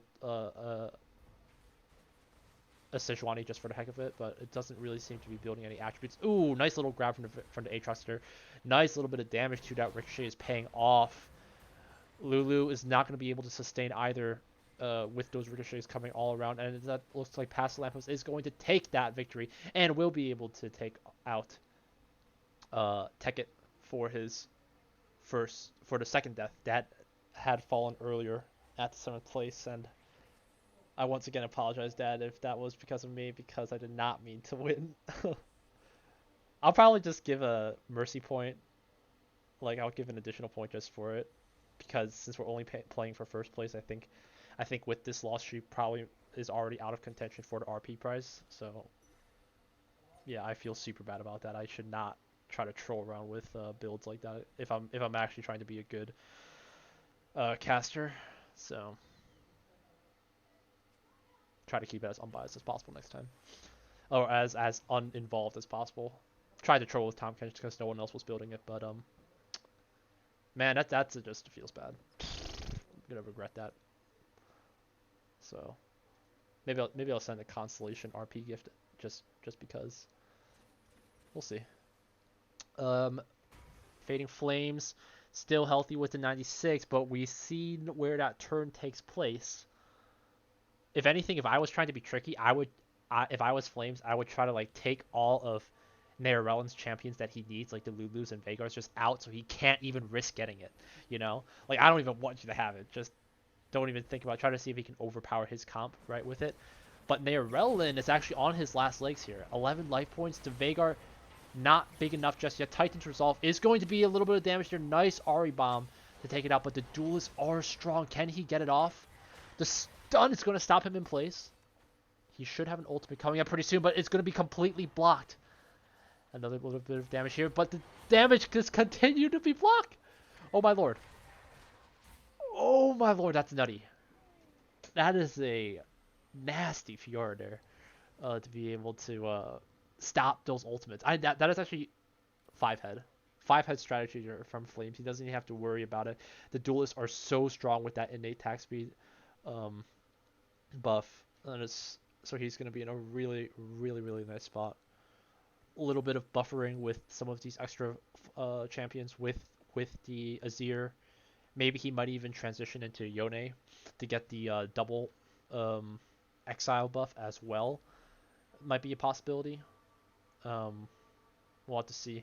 I don't think I saw anyone play any Yones in the first round, so we'll have to make sure we keep our eyes out for that. It's gonna be Fading Flames versus Past the Lamppost here. The damage is still there, but nice ricochets from the Jinx is able to finally peg down Flames a bit here. The Ginsu's plus the crit. Forgot what the item's called. Give me one moment.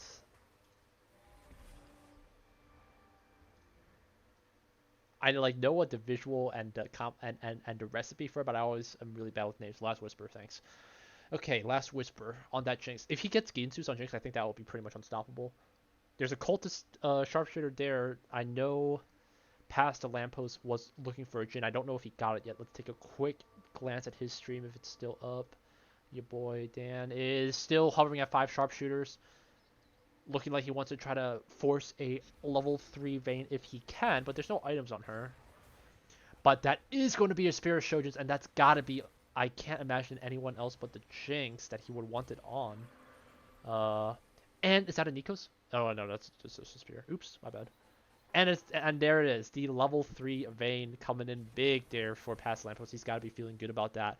So this is going to put him on the contention definitely for top 4. Nairellen is going to fall at a 6th place finish there. So we are now fighting for the top 4 for sure. Lilia going to be put in looking like a 4 Dusk possibility. I'm not sure about that.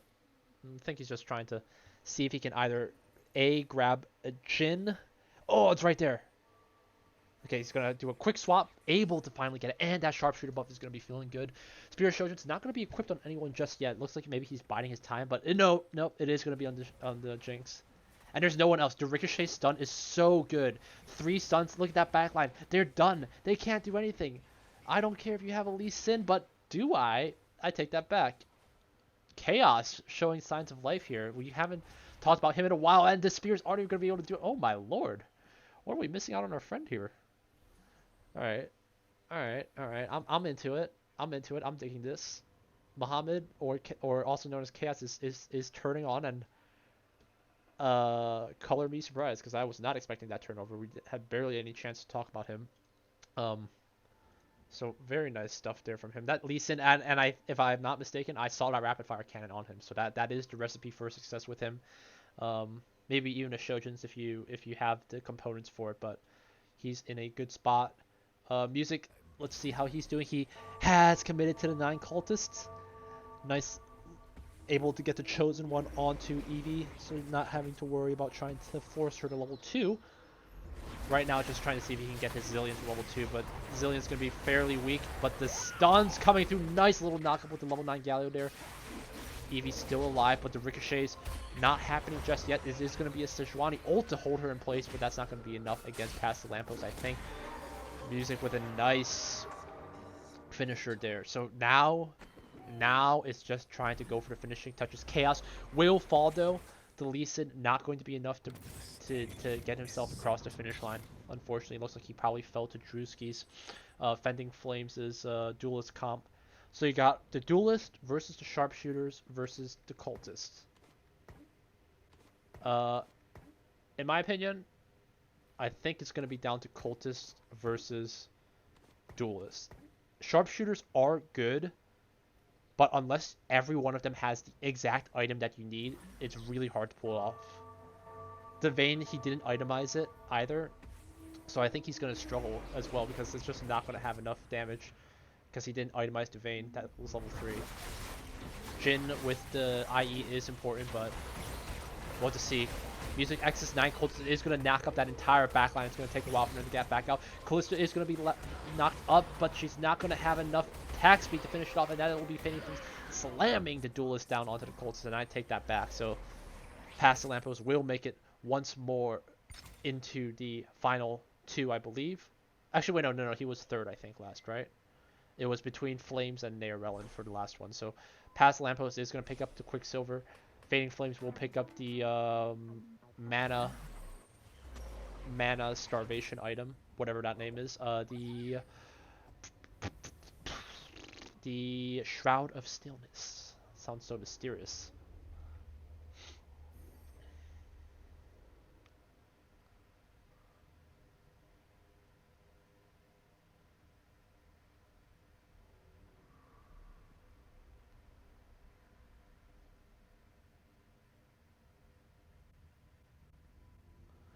Okay, so Flames here. Can he bring home the victory? Get his first place, and I think he did have, if I remember correctly, he had a 2nd place finish. So a 1st place will put him onto the top here as Nairella had fallen.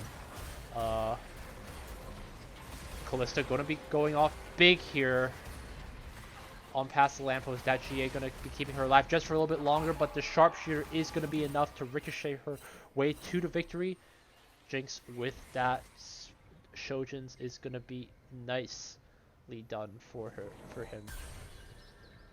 A little bit of the set damage will just be able to flex a little bit of tankiness around. Aatrox is also in a very nice spot. Like, the way to win with Sharpshooters has to be with like really nice hard CC or like good splash damage, and Aatrox and Set do both of that with Set's knockup plus his like revive, quote quote. Then Aatrox with the chains. As long as he can get one chain off, and he definitely can do it with the GA. It's like such a good advantage for him to be able to kind of put Flames' Duelist at a standstill. So we'll have to see. He gets a nice grab there. The ricochets are enough to stun that entire backline of his Zero soldiers. Jinx still turning on so big there, and not gonna be just enough yet to set. Gonna slam down the Fiora, and Past the Lamppost is making his comeback. Is Fading Flames going to have to deal with another 2nd place? Do you know? That is the true question. So it's gonna be Zeke's Herald there for or is that the, I keep forgetting if that's the actual name for it. Bad memory. Yeah, Zeke's Herald there for Lamppost. Drewski on his side will have the Ludens, which Fiora. I can't imagine anyone else. maybe Irelia. I don't know who else. What else? What do you put AP on for all of your guys that are AD? Oh, okay. There's an Azir there. Oh, big max reroll, and it's gonna be the double X out. So he is forcing himself to have all at max at level 8 with the Yone. He needs to isolate the Yone. So he's gonna do it on the left side. It looks like. I think it only matters as long as it's adjacent. I don't remember if you have to have people in front of you. If people, I think it has to be completely isolated. You can't have people in front or behind. Could be wrong though. I'm trying to think what a Ludens would work on well with this comp. My only guess can be, I can't imagine Azir needing it because, yeah, he dies so quickly, level 1, and just does nothing. It's got to be the Fiora. I can only think to have the splash damage to be enough. But I don't know. Lamppost still holding on, bringing down Flames now to 24 HP. Just 1 or 2 or 3 more wins, I think, from Lamppost will be enough to seal the deal. But 1 win from Flames. Can he position himself well enough to be able to take care of those guys? He is going to place the Yone right behind that backline to try to see who he can snipe with that Shroud of Stillness. It is going to be effective, especially against that Jinx, but I don't think that's going to be just enough damage yet, or not enough time for those guys to be able to finish it off. You're going to need a miracle ultimate, maybe knock up. Maybe just put the Ludens onto the Azir just for the heck of it to try to see if they can try to get a knock up to just save enough time, but I don't know. It's going to be a tough call. Shroud of Stillness will start off. It's going to hold it off for maybe 2 or 3 seconds, but that's not going to be enough Jinx. It's going to start off with the rockets, and it's going to start popping it off. Set's going to have to take some time to recharge. Fiora going to try to get some riposte that she can, but those stuns from the Jinx is not going to be enough. Taken very close. Fading Flames, and this is going to be the last round, I think. Winner takes all for this final matchup. Past the lamppost with the 6 sharpshooters, with the 3 items, Jinx against Flames' duelists. Not able to get those guys, not able to get his gold stars to the level 3 either is going to be a tough break to call. It looks like Fading trying to just keep an eye out if there is going to be a last second. Can he pull off level 2? Here comes the roll for it. He's got to try 19 seconds. 7, 2, 1, 0. No, it's not going to be enough time to find it. But this is going to be the one to decide who puts it on. It is going to be putting onto the Irelia. She's going to get one ultimate off, count them off. Here, it's going to be stunned once again by the Jinx. It's going to perhaps get still stunned by Jinx. It's going to be able to get one more off. Nice play there to be able to get the stun. But it's now the Set versus the lamppost. But I think Flames might have be able to want to end. Nice play there. A nice little last stage comeback, was able to pull it off. Good itemization. Nice Ludens. GG. Okay. Let's take a step back. Go back to the tournament. And let's tally it up. If I remember correctly, it was Flames with the first place here. Past the lamppost had an 8. Let me actually just use that live stream as a reference.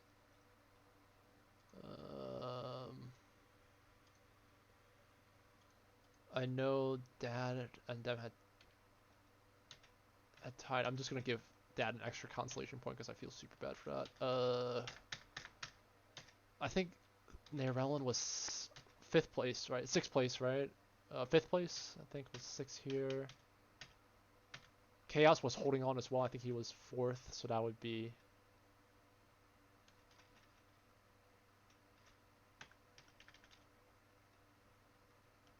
Okay, I think that's the right order.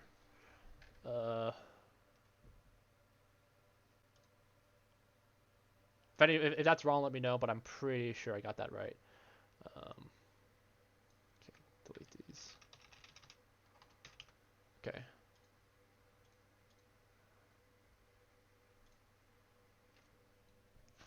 Okay, so after that, it's going to be Fading Flames taking it now to 1st place, followed by Lamppost.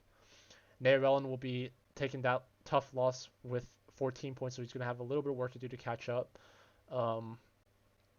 Dad and KS are pretty much out of the running at this point, scoring in the bottom 4 for that. Tekkit would have to pull off a miracle run somehow to be able to get himself into the top 4. It's pretty much down to Music, Nerellan, Pass, and Fading to try to see who's going to be able to take the last one out. So, okay, we're going to go for one more here. I'm going to go to the stream and apologize to these guys. And we'll get the second set of games going pretty soon.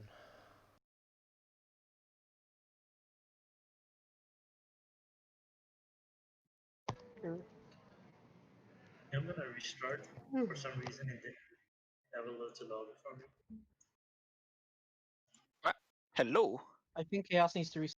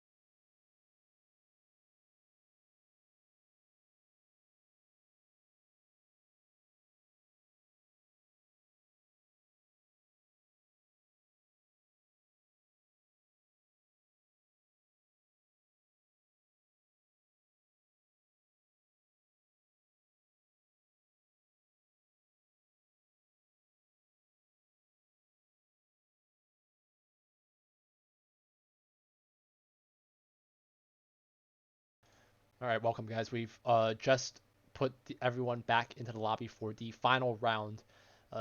Set my apologies to having a bit of an issue with the second game. I will promise to try to play it slower to make sure that it gets a little bit more exciting. Um, but appreciate everyone if you've been still watching the stream since. Been a ride. Appreciate the homecoming committee again for stopping by and for giving us the opportunity to stream today's events. And it's been a while since you've been at IIT. I'm sure there's a lot that's been happening around campus. So um, keep your ears and eyes open for more news, I guess, in the near future. Let me change the scene again to the in-game. And we are now in the final round 3 of 3.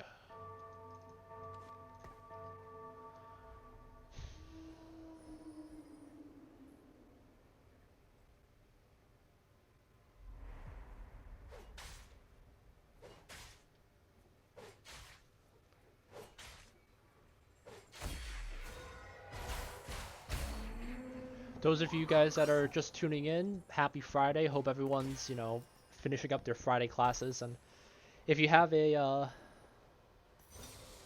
evening Friday class, I salute you. I feel super bad for you, but it is what it is. I tried to make sure whenever I was a student to always try to avoid Friday classes whenever possible. Like, I didn't mind evening classes during the weekdays because I lived pretty close to campus and lived on campus for 3 years, 2 years in an apartment, and living away was only like maybe a 15 minute walk, so it wasn't too bad. But yeah, just not necessarily a fun experience with the with Friday classes, because everyone else is like, a lot of people would try to make like Friday plans, or if you were like in a group org and you guys could like leave early on like a Friday afternoon to like travel for an event, that would be also great. But in this case, not so much. Ooh, nice little gargoyle stone plate there for my Diana. Nope, Elvin, don't do it. Don't you put an item. Don't you do it. Not gonna do it. Not gonna troll this time. But the final round is actually I can update the stream a little bit to show what were the final round stats.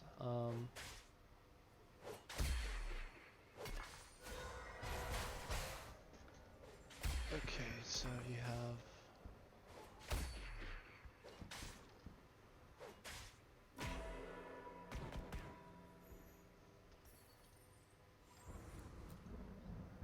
so you guys know what the win condition is.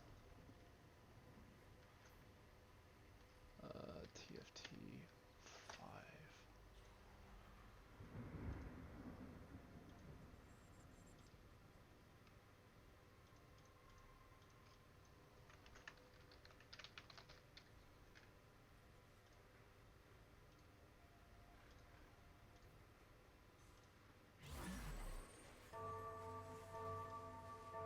Okay.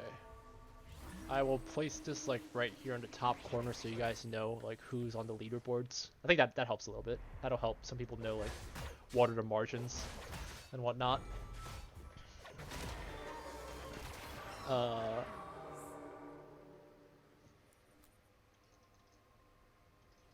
So I'm gonna take a quick break once we get to Karo so I can start commentating a little bit better, but I'll need to step away from my desk for a moment. I'll be back. Mic off.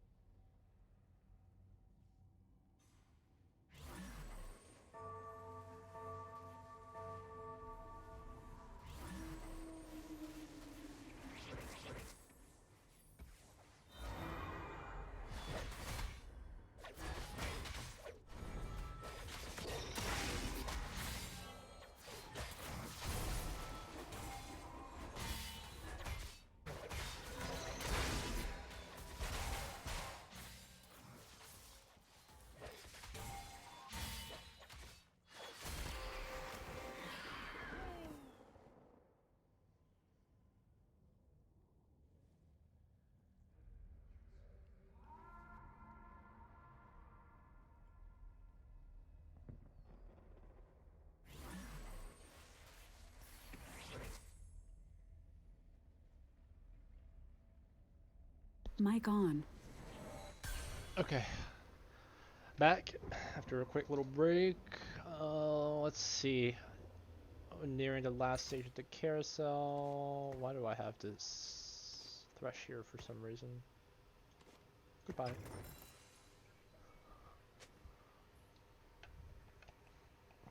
I got big brained in chat. What?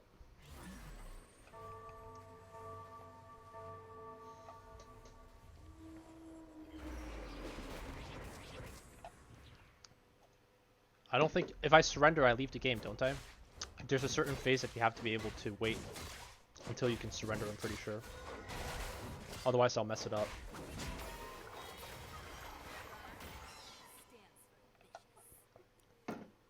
Yeah, because if I can't surrender, you see?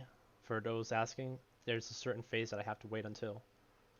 So, as everyone will get a free win off me for the first set anyway. But good question. I've thought about that before.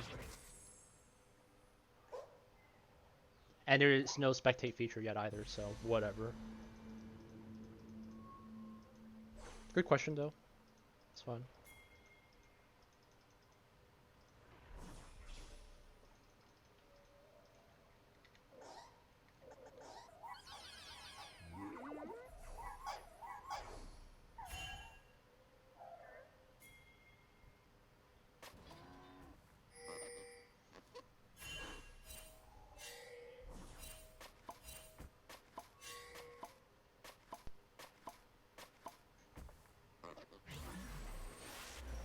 Which way is better? Is it better to have it on the bottom or on the top? I think top's better for this. Anyways, oh, okay.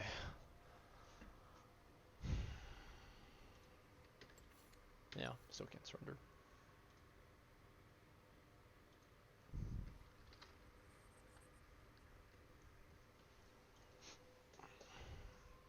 Okay, so after the first carousel phase, we can take a look at some of these comps. Early phase with these Moonlighters, but a couple of level 2s, so that'll put him up nicely. He doesn't have any items yet too, so not sure if Flames is going to commit to that build, to that comp yet. Lamppost going for the usual. For the cultists once again. And already has a pretty good start with it. He's got the EV and Z for the shade buff. Who are his three? Pike. Yeah, and the Callisto too. I'd assume he sold his Eve already, his Elise already, so he's probably only aiming for 6 then. And then plus a buffed up Zed will have enough damage. We'll have to see. I don't know. But he's going to be in a really nice spot as well with this Tom Kench. Nashor's, sorry, Dragon's Claw, not Nashor's Tooth. But it's only just because he has the Thief's Glove, so... Well, let's see. He's building up a couple of them. Not sure if he's going to also try his hand at a level 3 Tom Kench. It is good, but you have to sacrifice a lot of gold for it, but we'll see. Music is going to be already with 4 Enlightened champs. Excuse me, 3, because he's got the Chosen buff on his... Fiora, it looks like. Yep. He's going to be doing a fair amount of damage. It's already, I think, at least three riposts. But Nami Spear is going to be taken right into the face, and it's going to be blocked before it can go, I think. Nice. Yeah. The craziest interaction that I saw was, I think, either round 1 or 2, where, I think it was round 2, it was Flames' level 3 tank Fiora, Warmox plus Thornmail against Nairellen's Mage Vhagar. And even though he had the Mage buff where it would cast 2 times, the riposte duration was so long that it blocked both of them.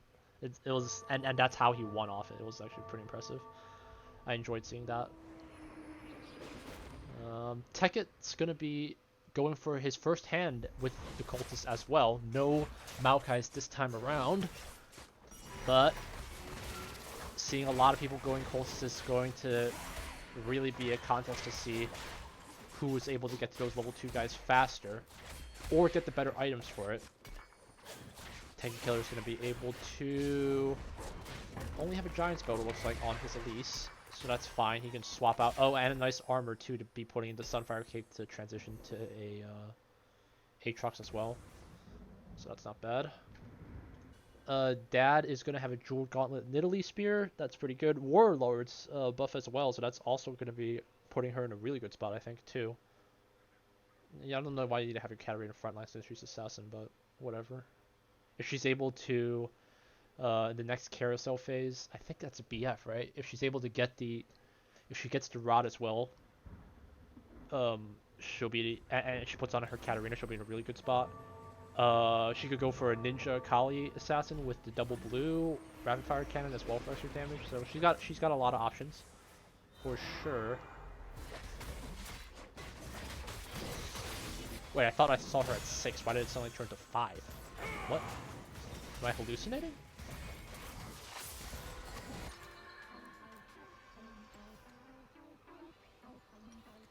Okay.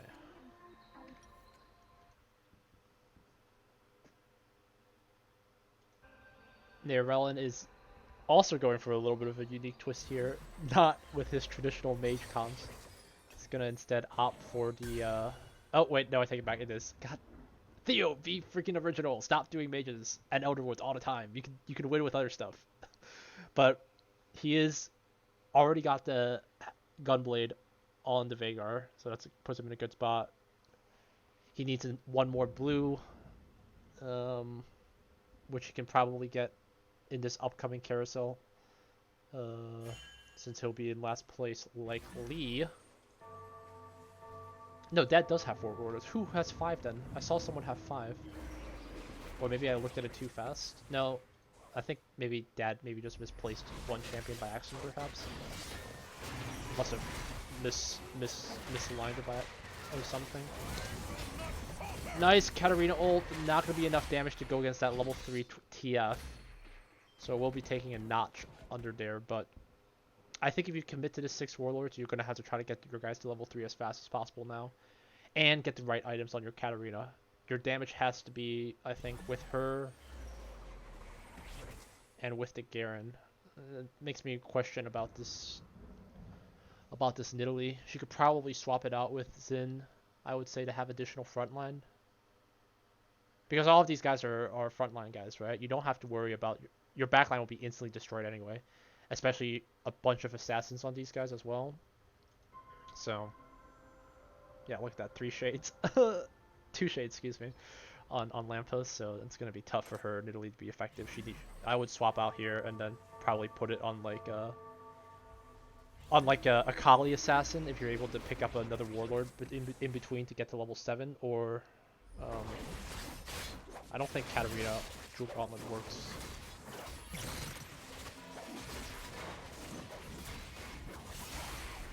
Is going to be able to get a nice spear there, but let's see. Katarina able to get a nice ult out. That's going to be a lot of damage there for her.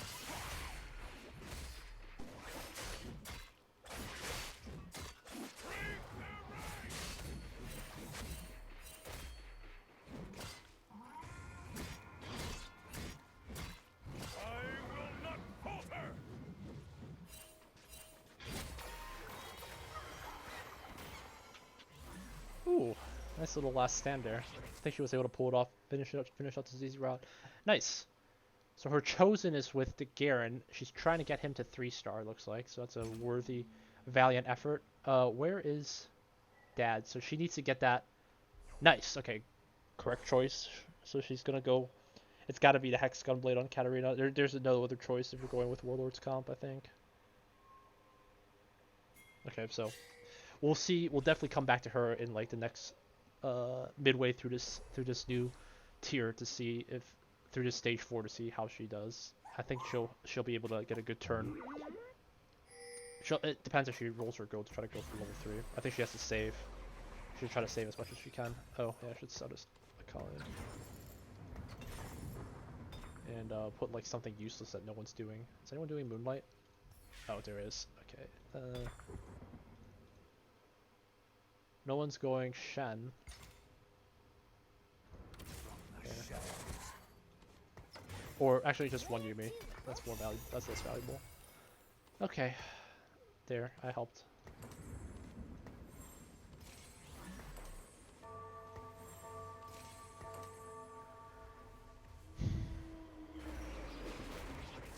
Nerylin committing himself with the mages once again, has the double blue.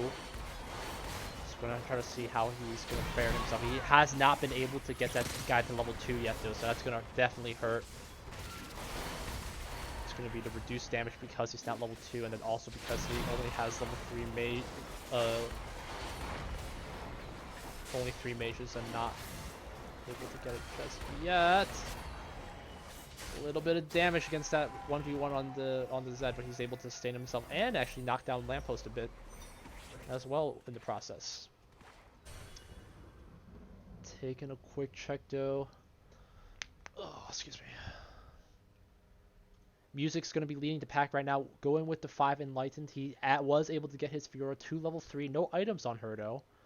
So we'll have to see where that goes. Fiora, I can only imagine he's waiting for a chain to go for the Titan's Resolve item, right? Is that, if that's what it's called?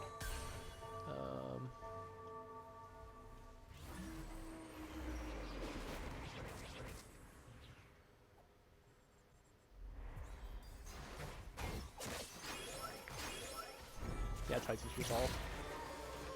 Oh my lord. Ah! 3 HP. Thank you, merciful lord.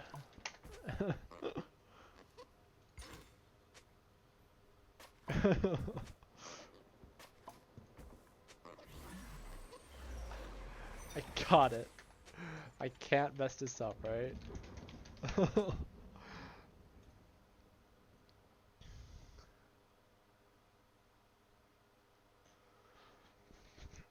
Nerylin able to finally round out with the 6 mages, so that's going to help definitely a lot, but he is struggling to find any Vagars on the board right now.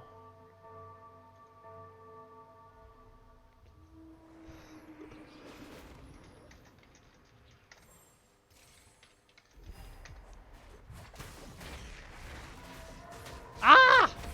Okay, well, that's going to do it. Keep watching. Wait. Okay. Okay. We did it right. I did something right. Yes. Okay, so Chaos.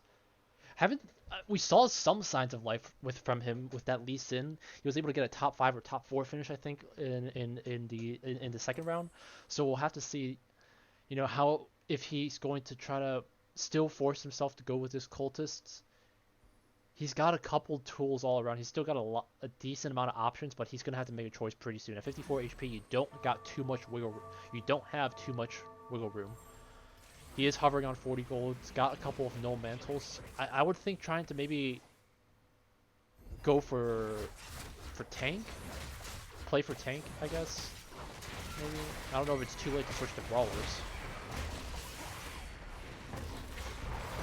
Ooh, nice little Aatrox grab there. He's gonna have the Morels as well, but I don't think it's gonna be enough. It's going to be Tekkett's comp. It's gonna be too much for Chaos to handle, and he's gonna have Tekkett still there comfortably in a 3rd place. Also hovering on the cultists, but they are working out much better for him. That mage stuff helping out quite nicely. Who's he got it on? Oh,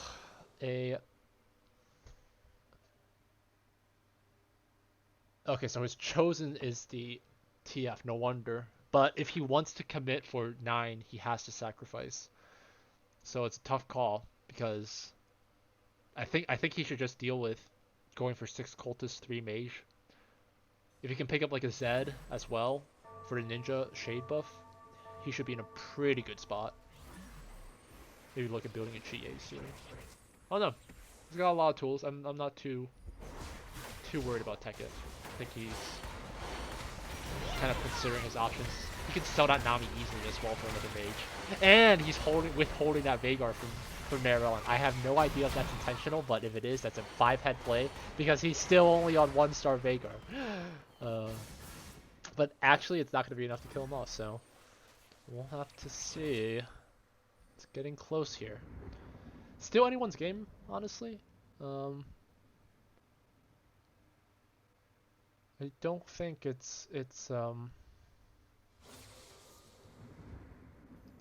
still think it's pretty, it's early days yet to make any sort of specific call.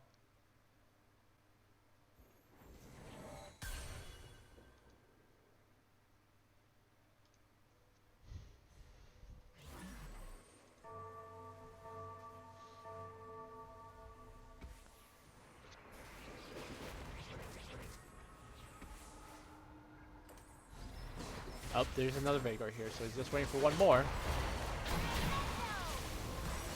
Hasn't reached the 200 stage just yet.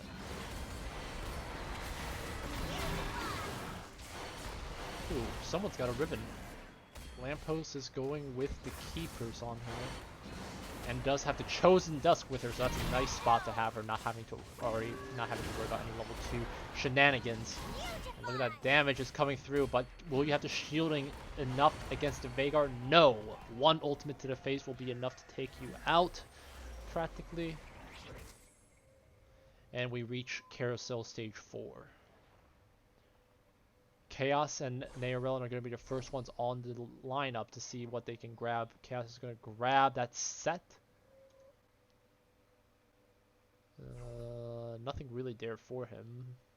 I mentioned trying to go for tank, so if he tried to pivot for last second brawler, but doesn't look like he has too many items yet on it. I maybe try brawler exile. I don't know. I think he tried to do a little bit too much of everything.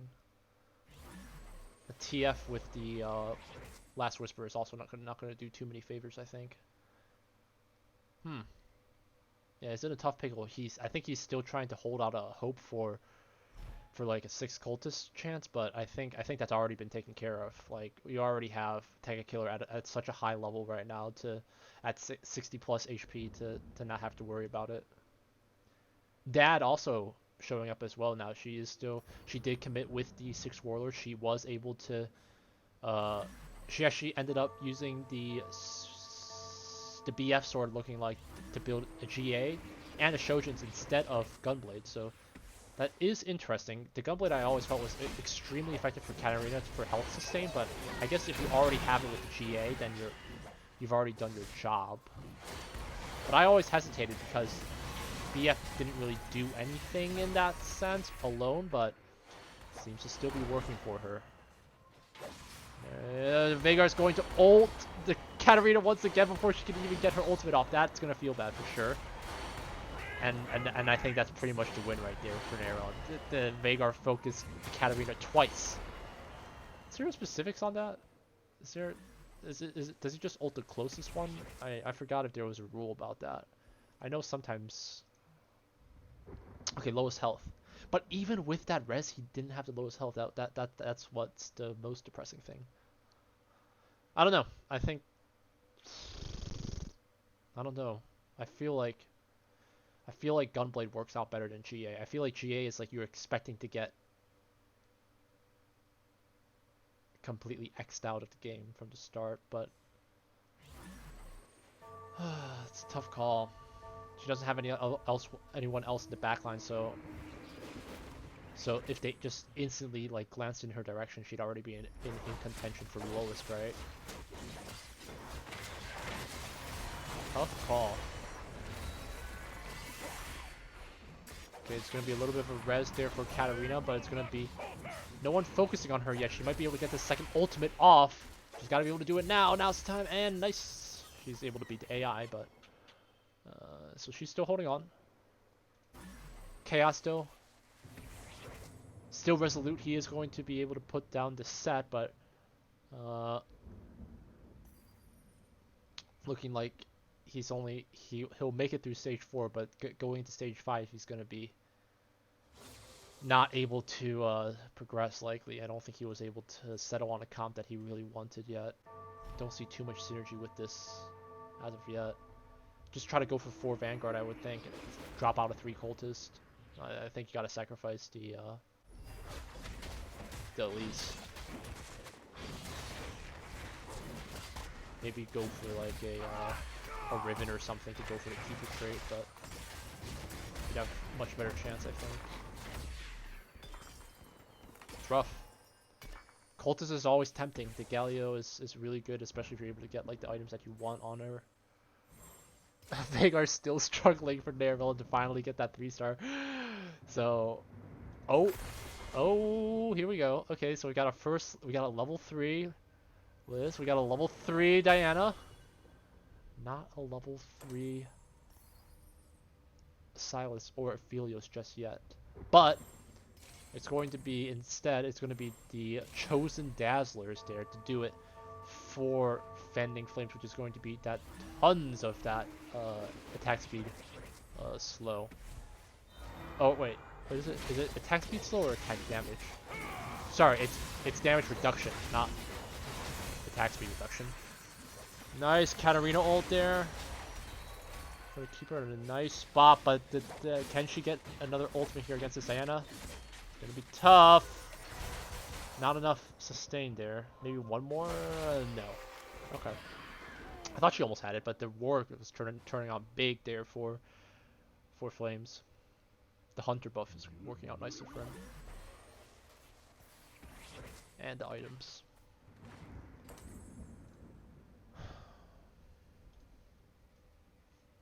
Nearly there. Chaos on his final stand. He is going to do or die. I think he might be calling it. It's unfortunate he wasn't able to get some of the crucial guys into the level 2 spot that he needed to.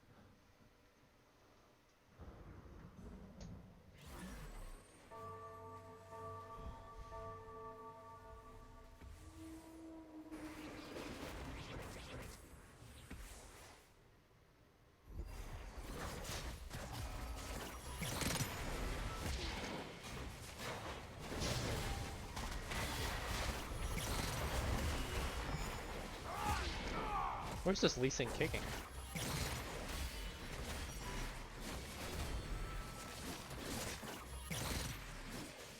What an odd skirmish. I genuinely cannot tell what is happening. Okay, Chaos will be the first to fall, unfortunately. Neorelin is making signs of life. He is finally able to get his trusty Vagar build. 6 mage, 4 Everwoods. A little bit of the sleepy time with the Lilia ult, so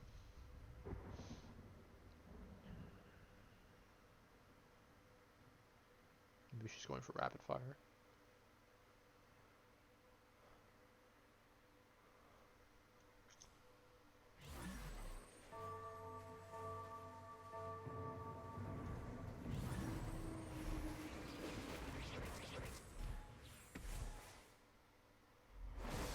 That will have finally finished off her Baron to get her to level 3, but can it last against that Vagar damage?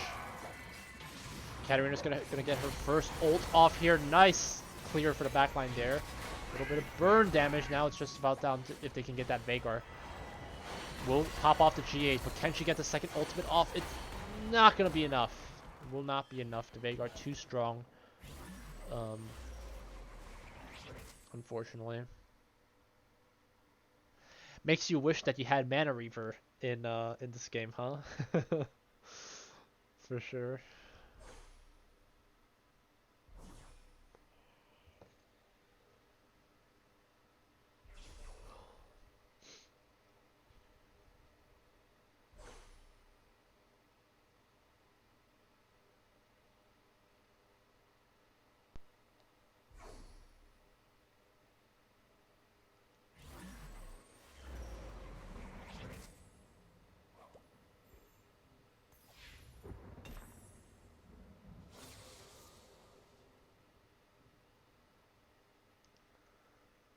Okay, sorry, taking a quick break just to check some stuff on social media. It's getting a little bit darker. I'll make it a little bit brighter here so everyone can see.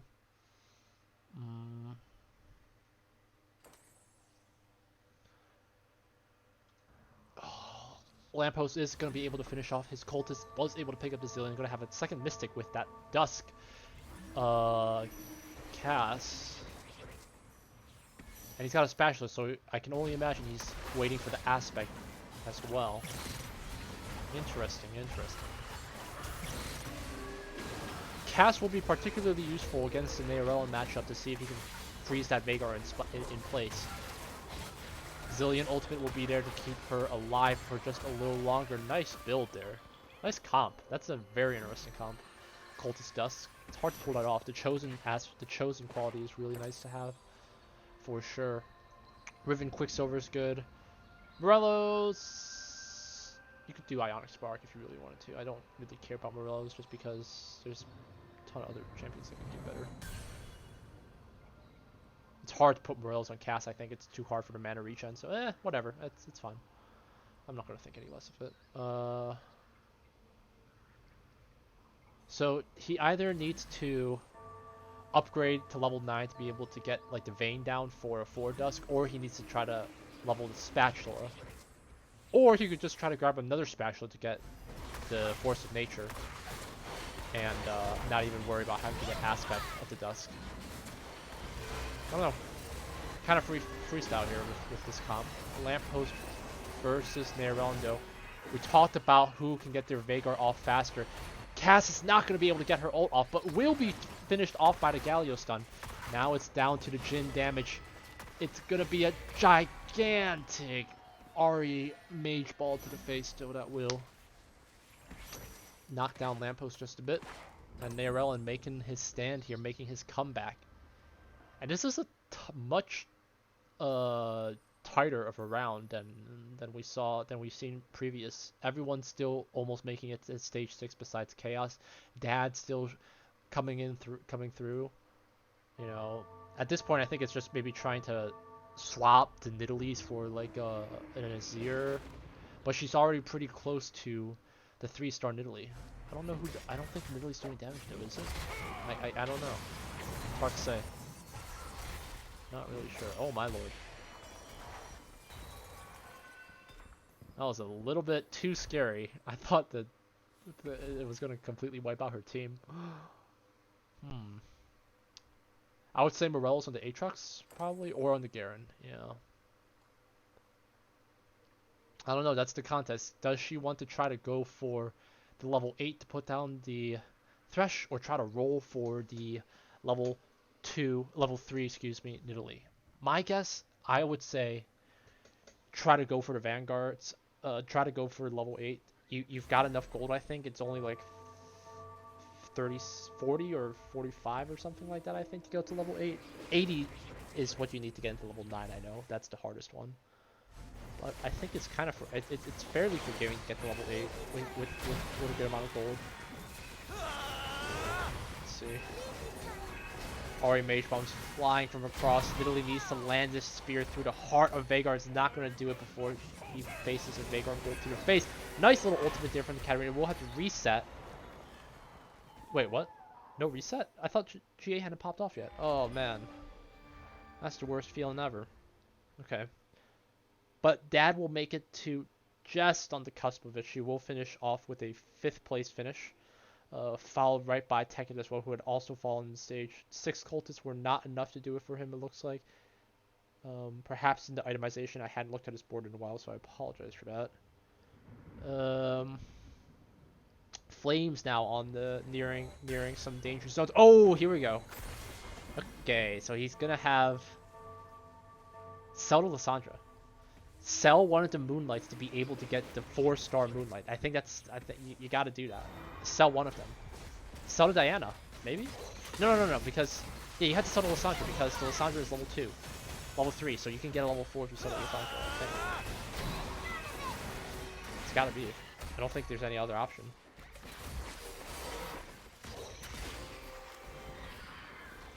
Nice little comeback there. He's able to also take down Veigar's comp with this.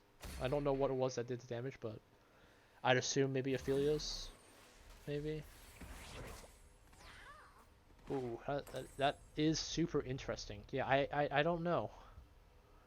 So he needs to find the level 3. He needs to get 4 3-stars. Normally you could just pull it off the Moonlight with just 3, but going for 4 now is a big gamble.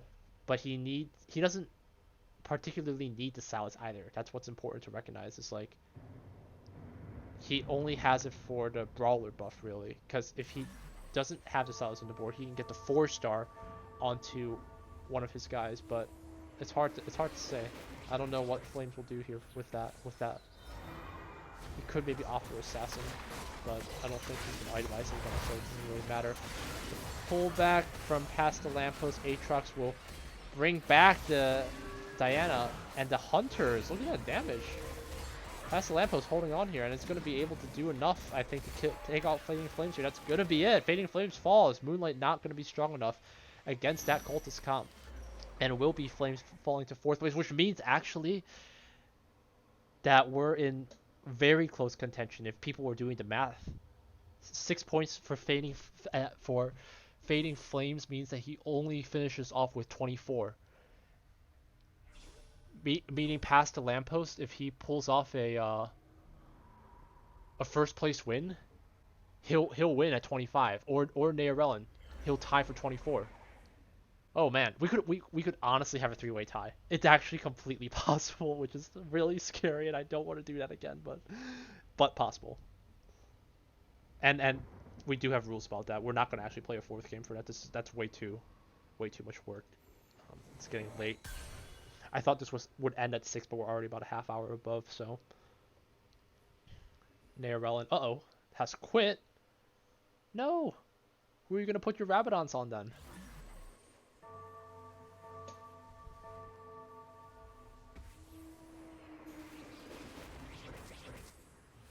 Neorelin versus Music. Music is equipped with what? He has on him the 6 Enlightened. It's going to be a gigantic Shen stun to focus some attention away, but he's not going to be able to get another one off.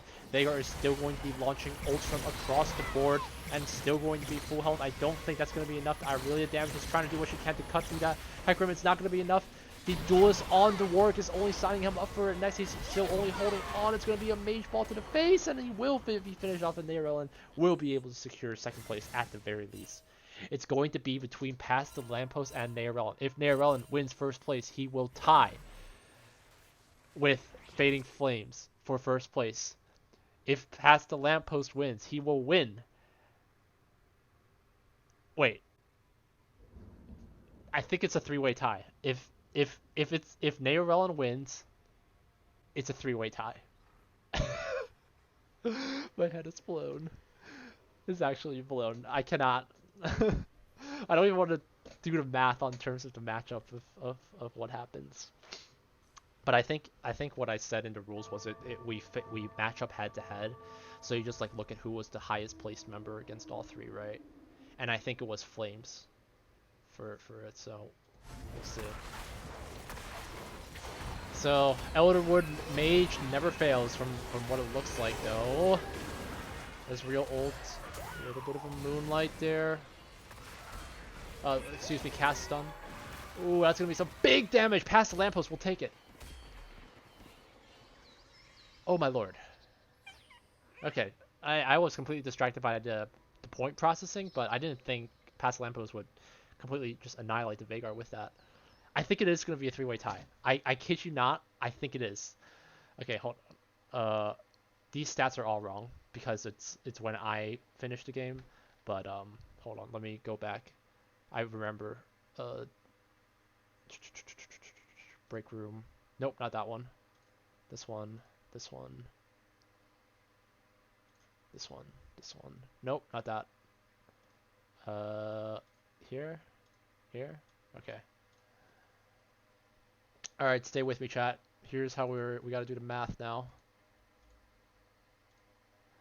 Okay, so past the lamppost 1, 10 points. Neorelin 8. Music was 7th, I think. Right. Flames was 6. Dad was 4. Tekkit was 3. Chaos 2. Oh my god. Okay, it's not a tie. Thank god. Okay, that's your scores here. Past the lamppost will win at 25 points. 1 point margin from Fading Flames. Alright, that is a GG's for sure. Well played. Okay, I'm going to bring Past the lamppost actually into this voice chat. Oh, man. Hello? Hello, hello, hello. Danny, I've pulled you into the voice chat with me for an interview. You cool with that? Alright. Okay, Interview. so it's go. interview time. Let me bring the scene to the correct slide. Break room. Okay. So this is past the lamppost, and first homecoming virtual winner. Yes. Oh, and Perfect. More yes, user. 5 head. That's my caption for today. Okay, so tell me how did you feel about about you won with 3 different combinations of team comps, right? You didn't stick with just one the entire time, I think, because this one you won with cultists, right? I think, Yeah. but then Dust cultist. So it was my plan because I saw 2 other people going cultist. So I was like, and one person got chosen cultist. So I was like, all right, I need to have a backup just in case things go south. Mhm. So I had a bunch of cultists and I mean a bunch of dusk on the side. And right. having that ribbon be chosen dusk was really lucky. Yeah, So it's so clutch, and that you was had one. and you were able to get some really good items on her too. So that's the That, Quicksilver's yeah. particularly good. Like Quicksilver, I didn't realize like how useful it was for like 3-star damage champions like a Yasuo frontline or a Riven frontline, because Mm, if you get CC'd once, you're just like sitting ducks, especially against like a brawler mage comp, because you can never get through yeah. them. So that was a really nice one. And then I guess uh for you, like, do you normally play TFT rank during the seasons, or is this like your first time trying out this new set and then just enjoying it? Nah, last season I got into TFT rank because like I ended up just being a hard stuck gold in normal league. So I was like, all right, let me get Yep. into TFT, and I found out, wow, it's pretty fun. Okay. And so Nice. now for this season, I'm trying to hit D1 because last season I hit D4. So I was like, all right, On TFT. Damn, that's yes, pretty good. TFT. No, no way I do that in regular league. I wish. But in TFT, Well, yeah, no, it's a good you chiller do have a game. little bit of a history. If I remember, you used to play the Div 3 team, right, for League. Yeah, Division So 3 good represent. memories with Juan and whatnot. Well, Yeah. I mean, it's okay. I know people that are into more TFT than into solo queue and whatever. So, all right, Yes. congratulations. So I'll DM you later with how to process prizing and whatnot. Mhm. But for sure, congrats on the win. Perfect. Thank you for setting this up. Yep, was fun. Okay, All right. I'll move you back to the Take care. chat. Okay, that's gonna do it for us, everyone. I appreciate everyone for stopping by. Again, very close for everyone. So if I kind of formalize it a little bit, give me a quick 2 seconds here to kind of polish this up. It's going to be the final results will be past the lamppost here. Actually, can I just copy paste? Make my life easier. Does this work? Yeah, but Control Shift V. No. I'll just type it. Whatever. It's another minute. I've only got 13 viewers. That's fine. Relin. Music X.